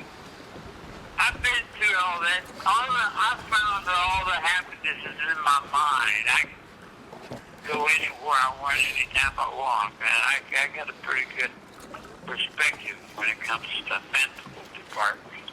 Oh, I know you do. I gotta roll, so. You gotta go. Good to hear your voice again. You too. Give my regards to you. To my family. Peace. Love you, brother. Love you too.